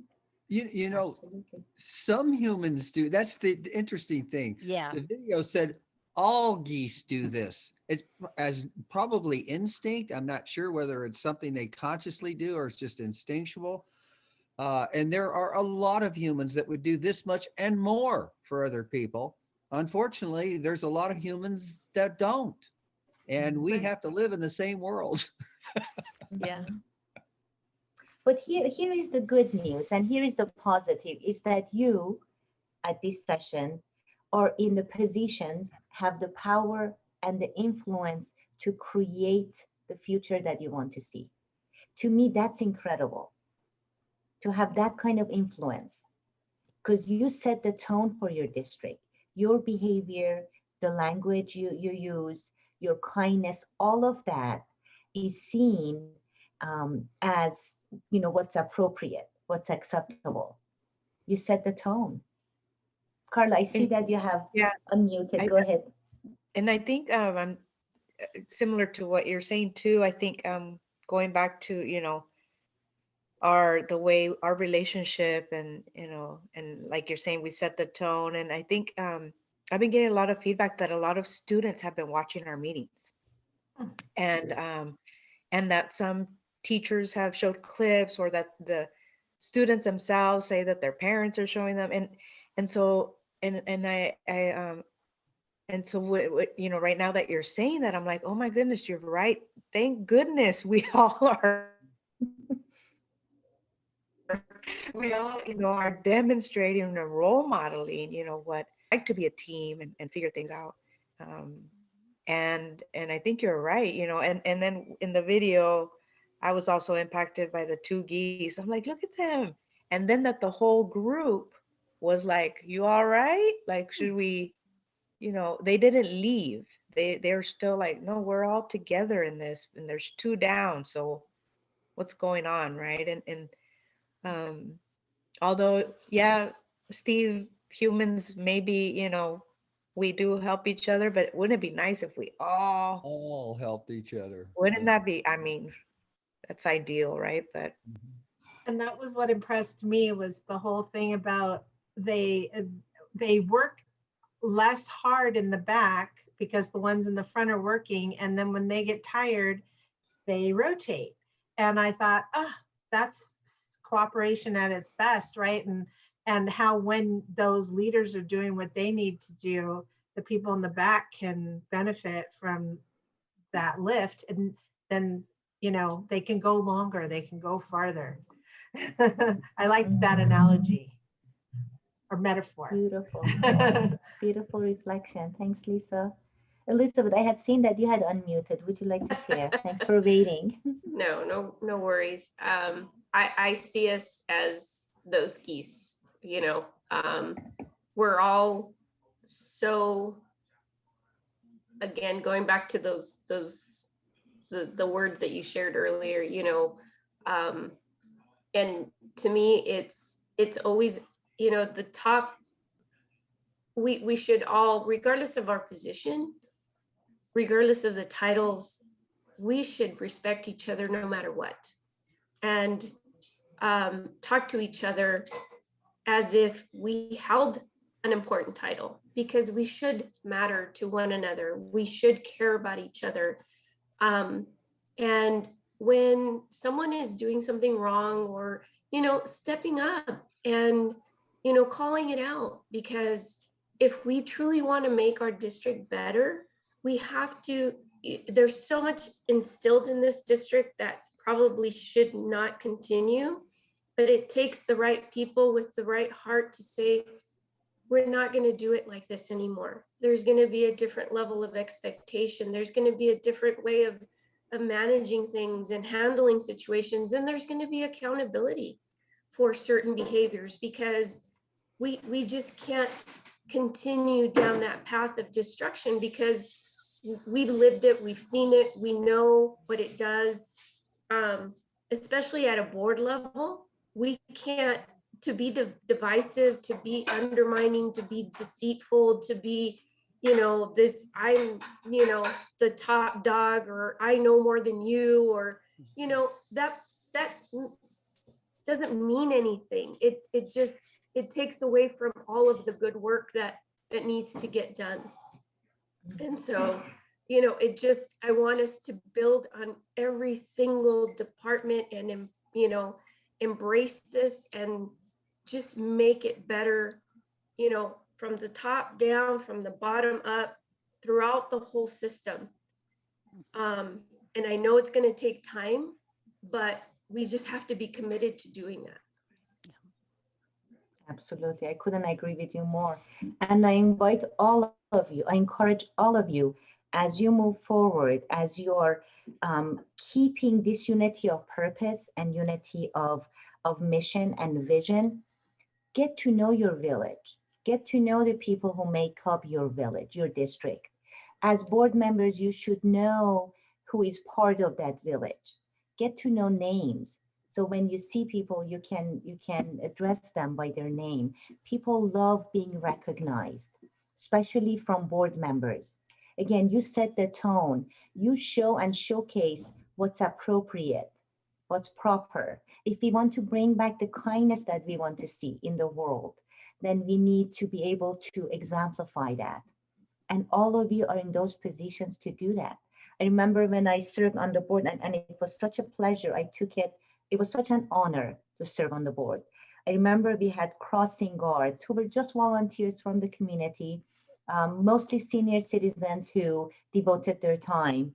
And I remember every week, once a week, I would bring coffee or tea, maybe something I had baked, a muffin or a bagel. I would always ask the name, and I would just, hand over whatever the beverage was. It was early in the morning, it was colder.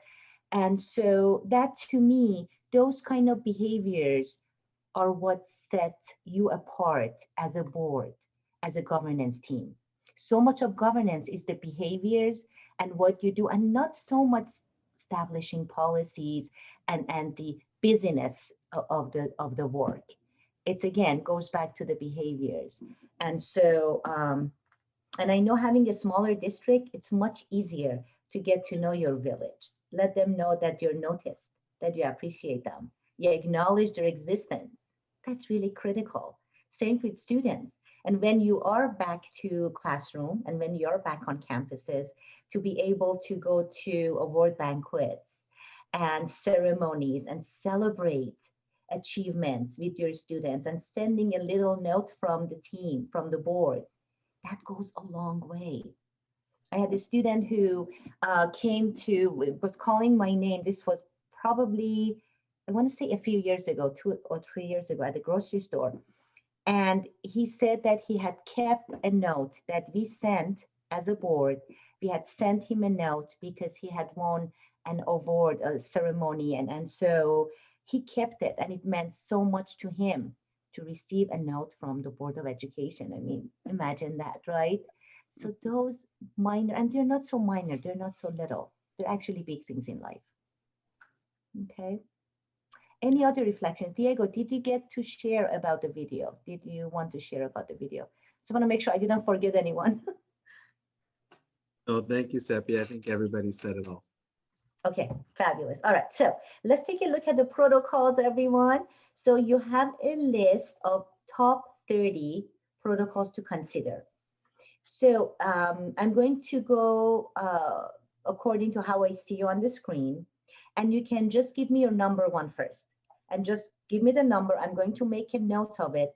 What will happen is after tonight, I will send you a memo with the notes and summary of conversations, and it will have your top protocols that you like to work on and build and consider for your governance handbook. Okay, does that make sense? Does that sound good? Okay. All right, so I'm going to start on top of the squares, your Brady Bunch squares, and I'm going to ask Stephen to share. What's your top one? Only the first one. Kind of tough to decide. for me personally, I know this does, the reports that we get at board meetings from the various departments are very valuable to me. Those are things I wouldn't know. And I think that's real important for any board member to, one, know that they exist, and two, to make sure that you're given those. That's the only real information you're going to have that the superintendent doesn't necessarily give you. It's coming directly from these. And that's what I appreciate hearing from principals of schools, hearing what things that are going well, things that they need help with from us, that sort of thing. So that would be my number one protocol. So that would be number 12, correct? I Yes. just want to make sure. Okay. Okay. Thanks, Stephen. All right, Carla.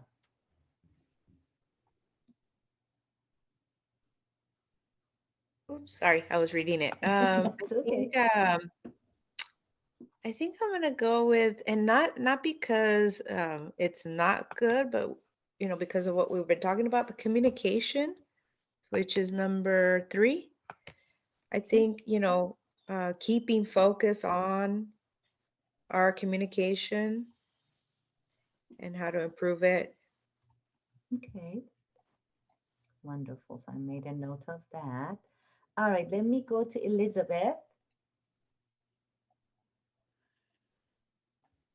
For me was number 27, managing difficult topics, issues in an atmosphere of mutual respect. I think that should be a foundational piece for all board members to learn how to manage that, in public and amongst ourselves, even privately. Mhm. Thank you. And before I forget, Diego, do you have a copy of this? You do? Okay, I just want to make sure. Okay. I do. Okay, fabulous. Thank you. All right, Lisa, what do you have? And you'll have to unmute.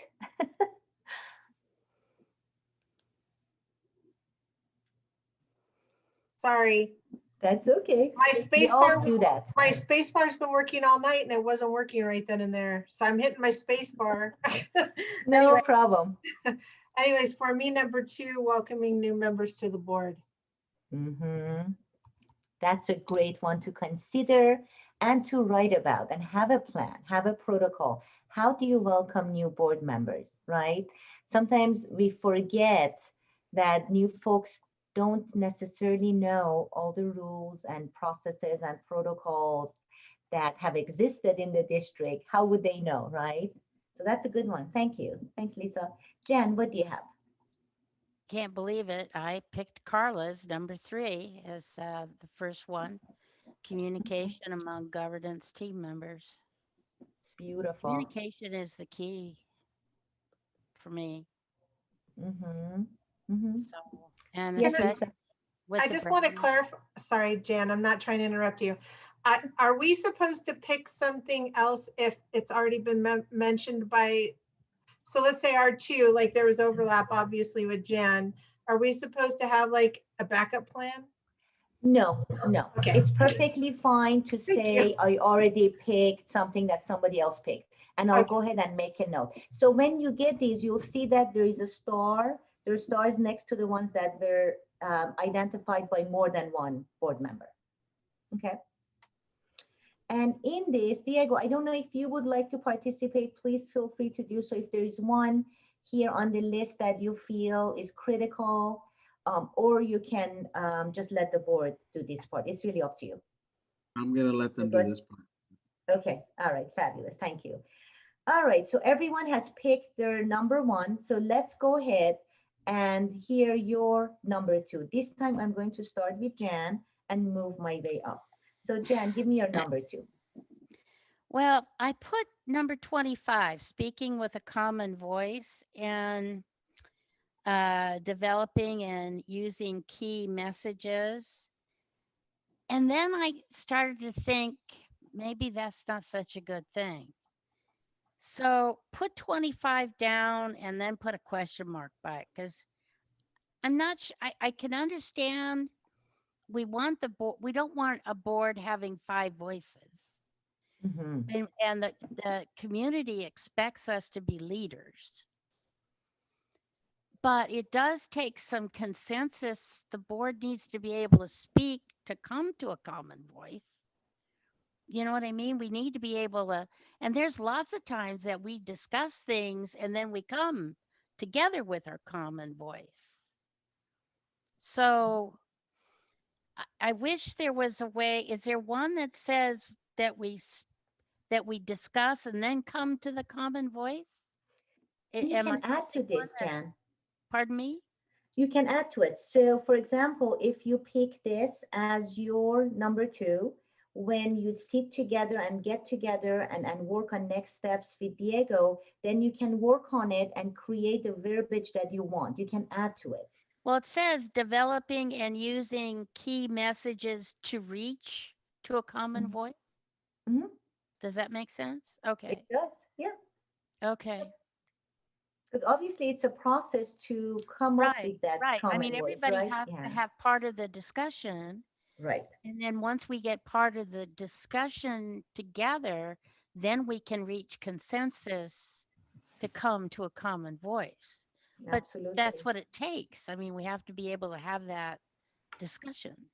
That dialogue, right? Healthy Right. dialogue. Right. Right. Yes, absolutely. Absolutely. Beautiful. All right, Lisa, you're number 2. Uh, I think I want to go with number 13, deliberation and decision making at board meetings. Okay. All right, let me highlight that. Okay. And let's go to Elizabeth.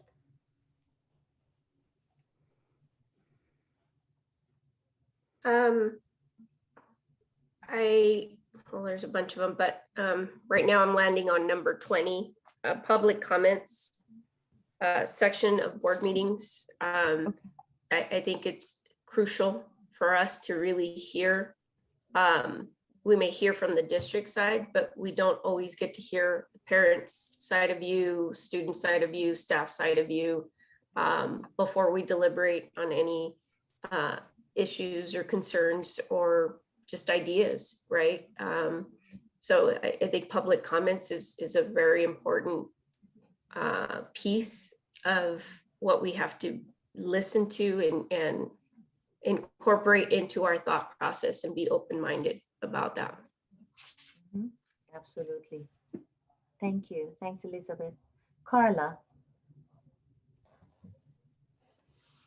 I think I was leaning towards Liz's first one, the managing difficult topics and atmosphere. So it kind of goes with Jan's in that it's important for us to talk about difficult topics, right?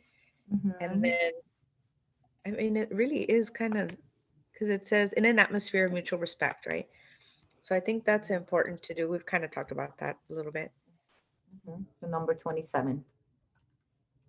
And that's really critical. Your ability to manage crucial conversations is critical because it's easy to have peaceful conversations about ordinary topics.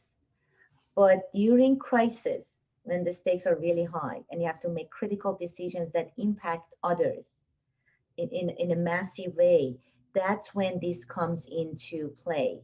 The ability to manage those difficult topics and issues mutually in a mutual, respectful atmosphere.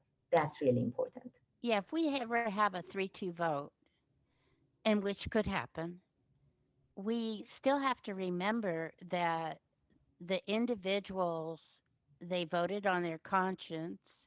They voted from where they felt was their best estimate of how to do things.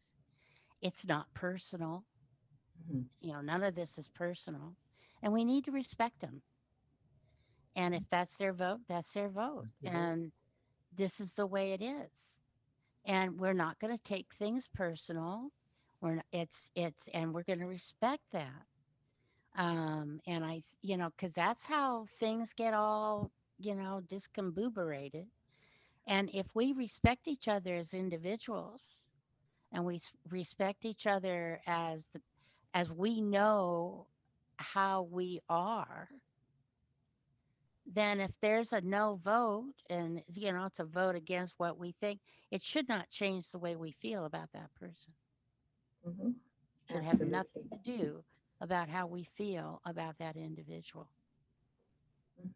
And I hope we really make that a goal of this board, because we're going to come to places where, we still got some scary times coming up.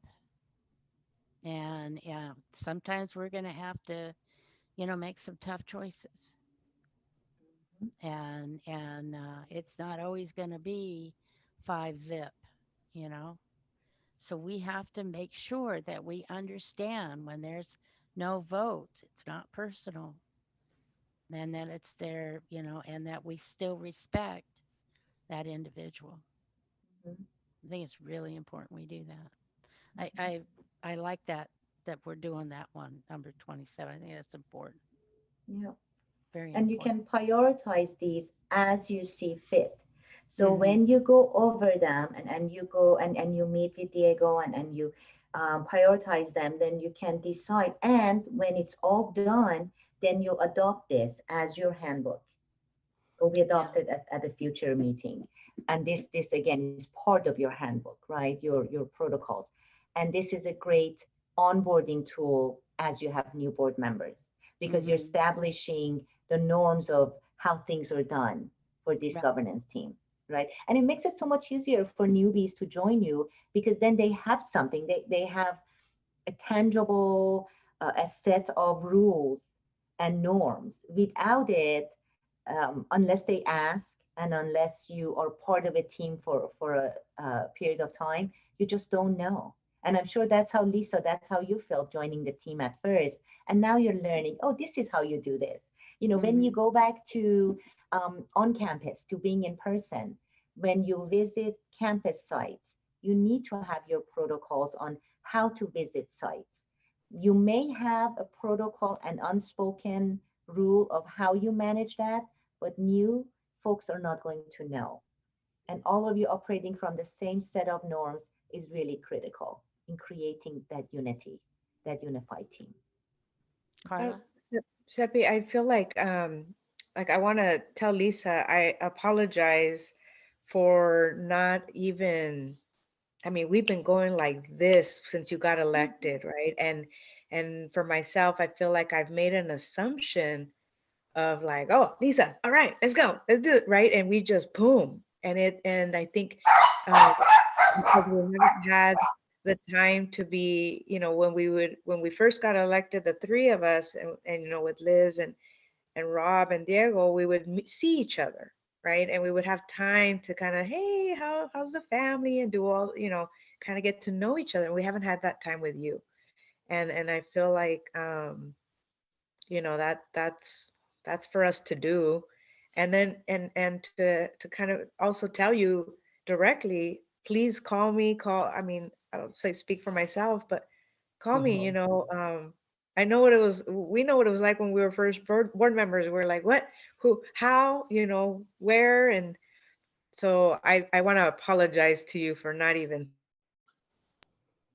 thinking about that, and moving forward, we'll do Yeah, better. no need for any apologies. I understand that this has been a different process. Being Yeah. virtual is different, right? And the only reason I haven't reached out, because I am that person, is that I'm still unclear what I can do without violating the Brown Act. So I'm super Well, scared. we can talk as people. One on one. Apparently we're allowed to talk as people. Like just, Oh, "Hey, Lisa, how are okay. As long you?" as we don't discuss Yeah. Well, business. yeah. Okay. And I encourage you to have those times to do, if you can meet outside, walk together, have coffee together outside in a safe environment, however you feel with the pandemic, to have those kind of times that you just meet up and connect on a personal level, right? That's perfectly fine. And it's so needed for any good, healthy, functioning team to move forward. You need that. And that can only add to the level of trust that you already have. Thank you. Thanks. That was beautiful, Carla. Very mindful. Mhm. All right, Stephen, thank you for waiting. Oh, no problem. It's the last one, number 30. I see why they put it last, because it should be last. Self-monitoring of governance team effectiveness. How good are we doing? Are we doing the job? We just don't do something and go, oh, that's taken care of. Don't worry about it anymore. Let's go back and make sure self-monitor. When I say, I don't mean self, I mean the board monitors what are we effective or not? Is there something we've done that we could keep working on? Is it working well? That sort of thing. And I think that's totally important no matter what job you're doing. It's when I was a BITSA teacher, that's one of the things I emphasized to my teachers. You always need to self-monitor. You're the most important one to evaluate your work. It's an accountability measure, right? Yes. So, and as you know, the only two pieces of accountability governance teams are they focus on is the superintendent evaluation and the board self-evaluation. The board self-evaluation is something that's not done as much as it should be every year, once a year. That needs to be done at least, even if not once a year, when you have a new board member, simply because you need to measure how effective you are. If you are measuring and evaluating your superintendent, it's only fair that you also evaluate your own performance as a team, as a board, right? And there are some great tools. CSBA does have a tool. It's simple to use. And again, you get the results and you analyze the results. You decide, first of all, you look at the areas that you're strong at, your strength, and then you look at areas for growth. And then you come up with goals for yourselves as a board to become that effective functioning board that you want to be. So take a look at your governance calendar, see if there is a time that you can devote to board self-evaluation. It is an open session. And so, yes, Elizabeth. So have any other boards, because I've thought of this in the past as well, but having, the 360 evaluation process. We're here to serve. We're here to serve our community. We're here to serve our staff, our students. I would love to know from them what job we're doing, because we can self-evaluate ourselves all we want. But I really want to know. I would love to get, the pulse of our staff, everybody on our campuses, our principals, our, classified, our certificated, our students, our parents, what we could do to be better.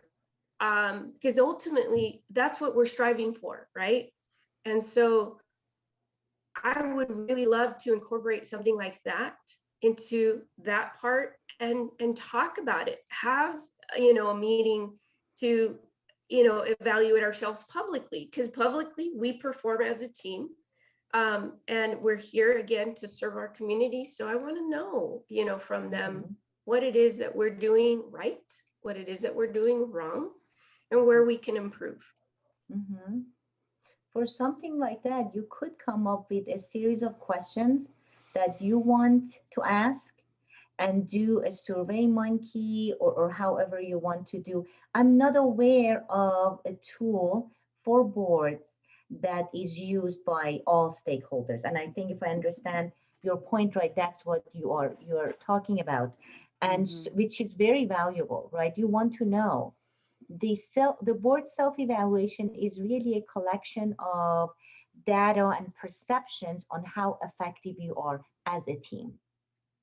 But again, that's from all of you as a collective body. But what you're talking about would be a great tool to use to see how effective you are perceived to be by all stakeholders. And I will look around and ask around too, Elizabeth, and I will let you know what I find as far as a tool that can be used. Having just conversations with your stakeholders and just having honest, open, transparent communication and gathering data that way too, that you can all share, that would probably be the best next step. And then sharing that, obviously with all of you. We've actually initiated that. We do have, in fact, I believe it was Jan and Elizabeth have Yeah. already met with it. We, before the pandemic, we had a plan to where 2 board members were going to go to every school. I remember that. Meet Yeah. with the parents. Very effective, very effective. It's a great way for board members to really get your hand on the pulse of what people are want out there and are feeling. Unfortunately, we had to put that on hold for a while, and even the one they had, I think, was virtual, wasn't it, Jan? Yeah, it was virtual, but it would. I got to tell you, I like the idea of the survey, and the outreach with the parents was incredible. Lisa, Liz will agree with me. We really had a good time with that, but I think the survey would be good too. I think that we work for them, and I know that during this pandemic, some of them have been very unhappy with us, and some of them are very happy with us. It just depends where you want to be on that. But uh, in regard to, I think next school year and how things work out would be a good time to have them judge what we're doing. Mhm. Because right now it's too polarized. That could be on list of your to-do list for the next year, right? So that's a great idea. So those are the tools you can use to measure effectiveness. And it is important to measure. Otherwise, how do we know? How do Right. we know if you're doing a good job? And if the perception is that as well, sometimes we think we're doing a good job. But do our stakeholders who make up the village, do they think that we're being effective? All Well, right. one thing I will say, and I don't know how this all came about, but we are getting many more Spanish-speaking parents contributing to our board meetings, and they are Nice. asking questions, and that never used to happen, and that has been a tremendous breakthrough. And I'm so pleased that it's happening because we're finally getting a headway through with our Spanish speaking parents, which is huge I love because that. they're finally feeling welcome and we want to hear from them. So, Absolutely. I love that. Thank you for sharing that. That's really critical. oh, it's a big breakthrough. Mhm.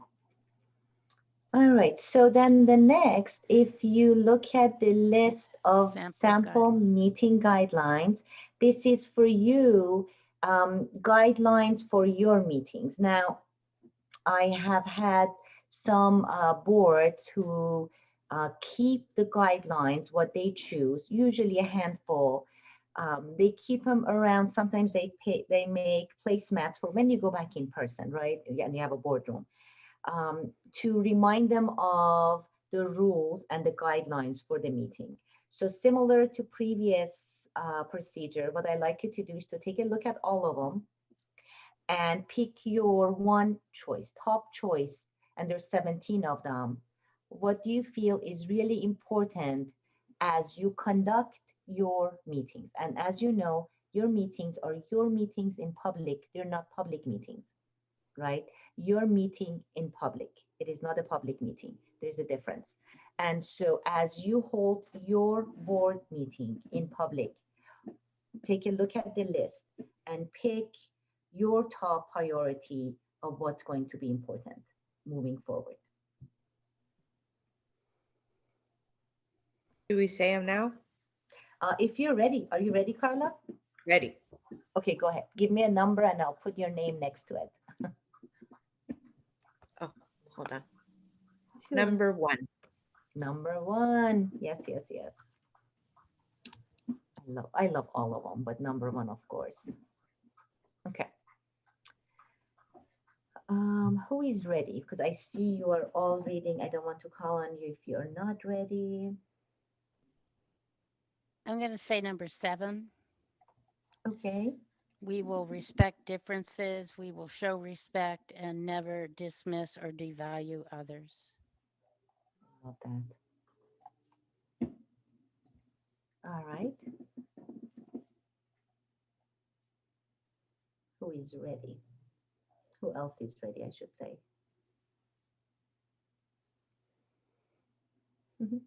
I think mine is the same as Jan's. Okay. Mine's the same as Carla's. Number 1. Okay, so That's why we're Lisa here. and then Stephen with Carla. Okay. All right. And Elizabeth.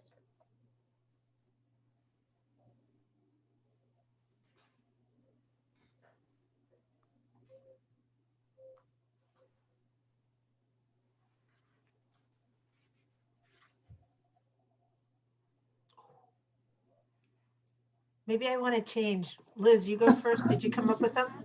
Mhm. Only because I've lived several boards, so 16 speaks to me quite loudly. On the back. Okay. I can see why. Yeah. We hear ya. Oh, that was my second, Liz. And I think Not I with wanna us, not with us. But and I think I want to change mine from 7 to 15, actually. Okay, so let me change that there from 7 to 15. We'll have it when we have a difference of Oh, that's a opinion. good Is that one, the yeah. one? Yeah, that one. Mhm. That's a good one. Okay. Again, when you meet, because these type of processes are not done quickly and in one session. When you meet again, and you can work with Diego on those next steps of how we can bring these into action, as well as how you want to prioritize and how you want to remind yourselves of your meeting guidelines. Sometimes for some boards, they have these printed and it's framed on the wall, they posted on the wall of the boardroom. Again, placemats are another idea. Again, you want to keep these in the front of mind for your meetings. And you also want to show your district that, that this is how you operate. These are your norms. These are your guidelines. This is how you manage your meetings. These are the rules you have established together as a team. No one came in here and said, these are the rules and you need to follow them. That's not how we operate, right? You all came together, you had open, honest, and transparent dialogue to come up with what you feel works best for your team. Every team is different. When you have even one new board member, you have a brand new board. Mhm. So keep that in mind always. Okay. So that's what I had for this evening. I know I have the end time at 7:30. I want to make sure I honor everyone's time. I know that it might have been a long day for all of you. I feel so honored to be invited to work with you, with all of you.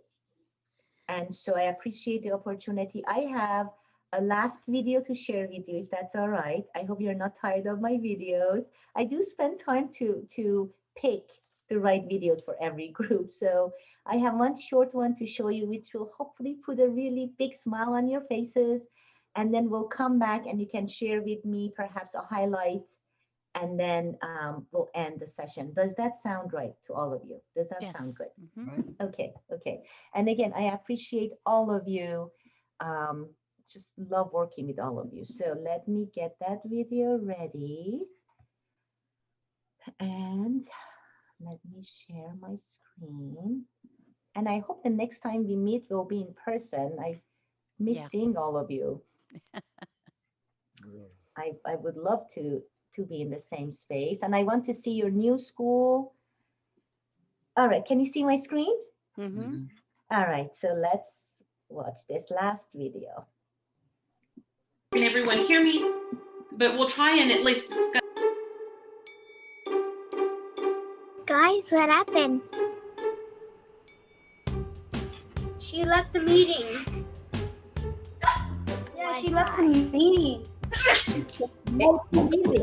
It kicked her out the internet. Yeah. Can you guys see me? All of you guys.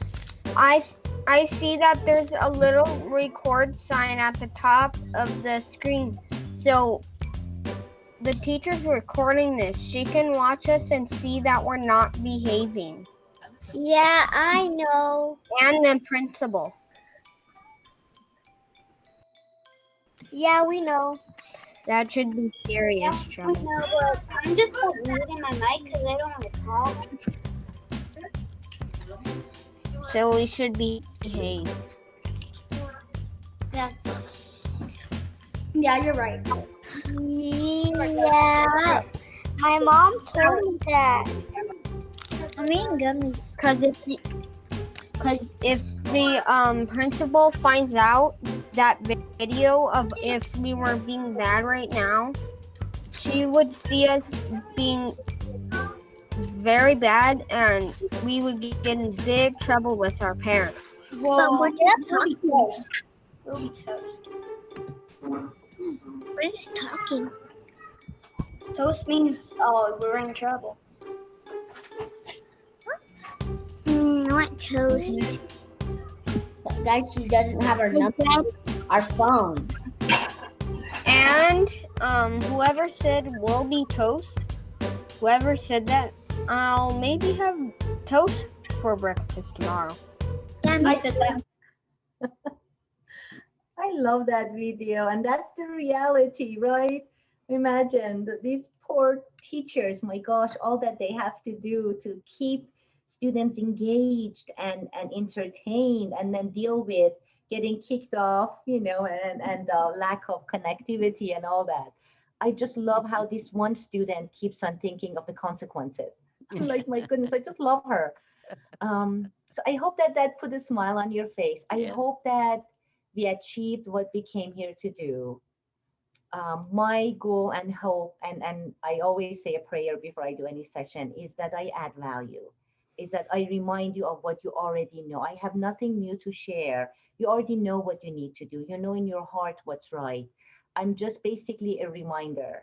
I whisper those reminders to you. And so quickly going around, how was the evening? One highlight before you go.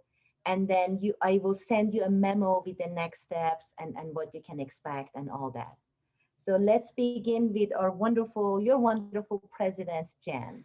Oh, well, I love the notes I have, and I like the idea of the placemat, having that in front. So I think it'll be great. We can, put this kind of together and have laminate it and have placemats for us. I think it would be a great idea that we put that together, and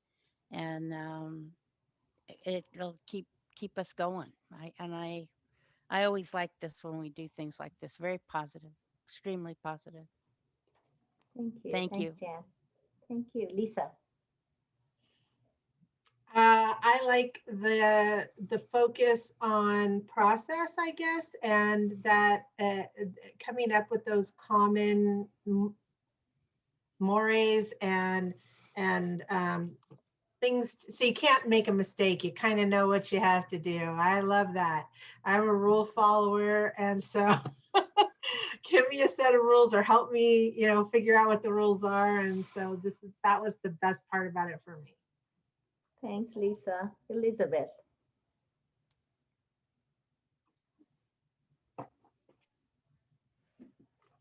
I think for me, just realizing how well calibrated and together we are.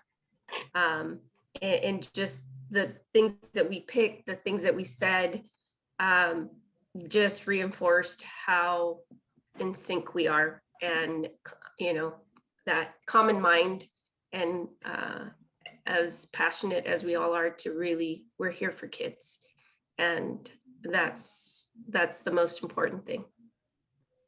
Thank you. Thanks, Elizabeth. Carla.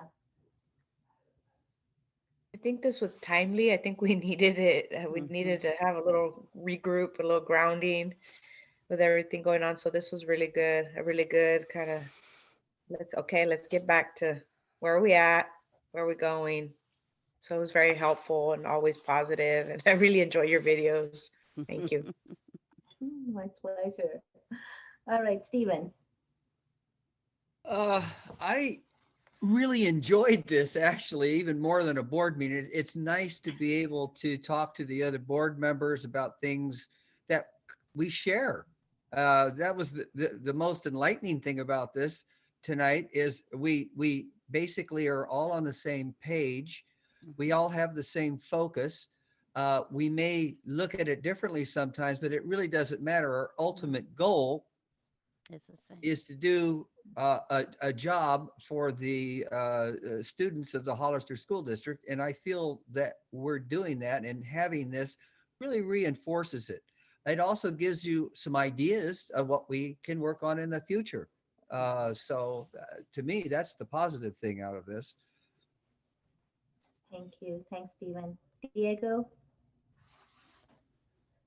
My biggest takeaway, Seppi, is that I think the school board is showing leadership by investing in their own professional development.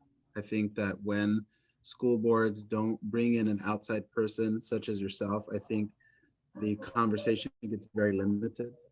I think the opportunity for growth is really shut down. And what they're doing by holding these sessions is they're basically publicly saying, as a board, we want to improve. We want to reach new levels. And that sends a message to all of our employees saying, as employees, we're going to invest in your development as well. We're going to get that trauma-informed practices training. We're going to get the positive behavior intervention supports training, the reading training, the math training. So I think it's a perfect example of the board setting a leadership example for the rest of the district. And ultimately, this is not a one-time deal for us. Seppi, this is what now, maybe the fourth or fifth different professional development you've provided to this board. And I think it's been a part of the long-term success that we've had, is their willingness to examine their practices and grow. And we are an educational institution. What a great message to send to everybody. Yeah. Right. Thank Well, you so you much. have been a tremendous facilitator for us, Seppi, and all of us feel very comfortable working with you, and you do Thank bring you. the best out in us. And I can't speak for the others, but I feel very comfortable talking to you about what we want to achieve and what I would like to see happen for the children and our community in Hollister. So thank you very much. Don't apologize for your videos, Seppi. I enjoy them a lot. I can tell you thought about them. I even enjoy your cartoons when you had the cartoons. So I'm glad you do. I haven't seen a bad one yet. Good. So I have to keep that I want to up. promote geese for the mascot, Diego. Oh my goodness. Well, and I have to tell you, I really do appreciate the opportunity to work with you. I don't take it for granted.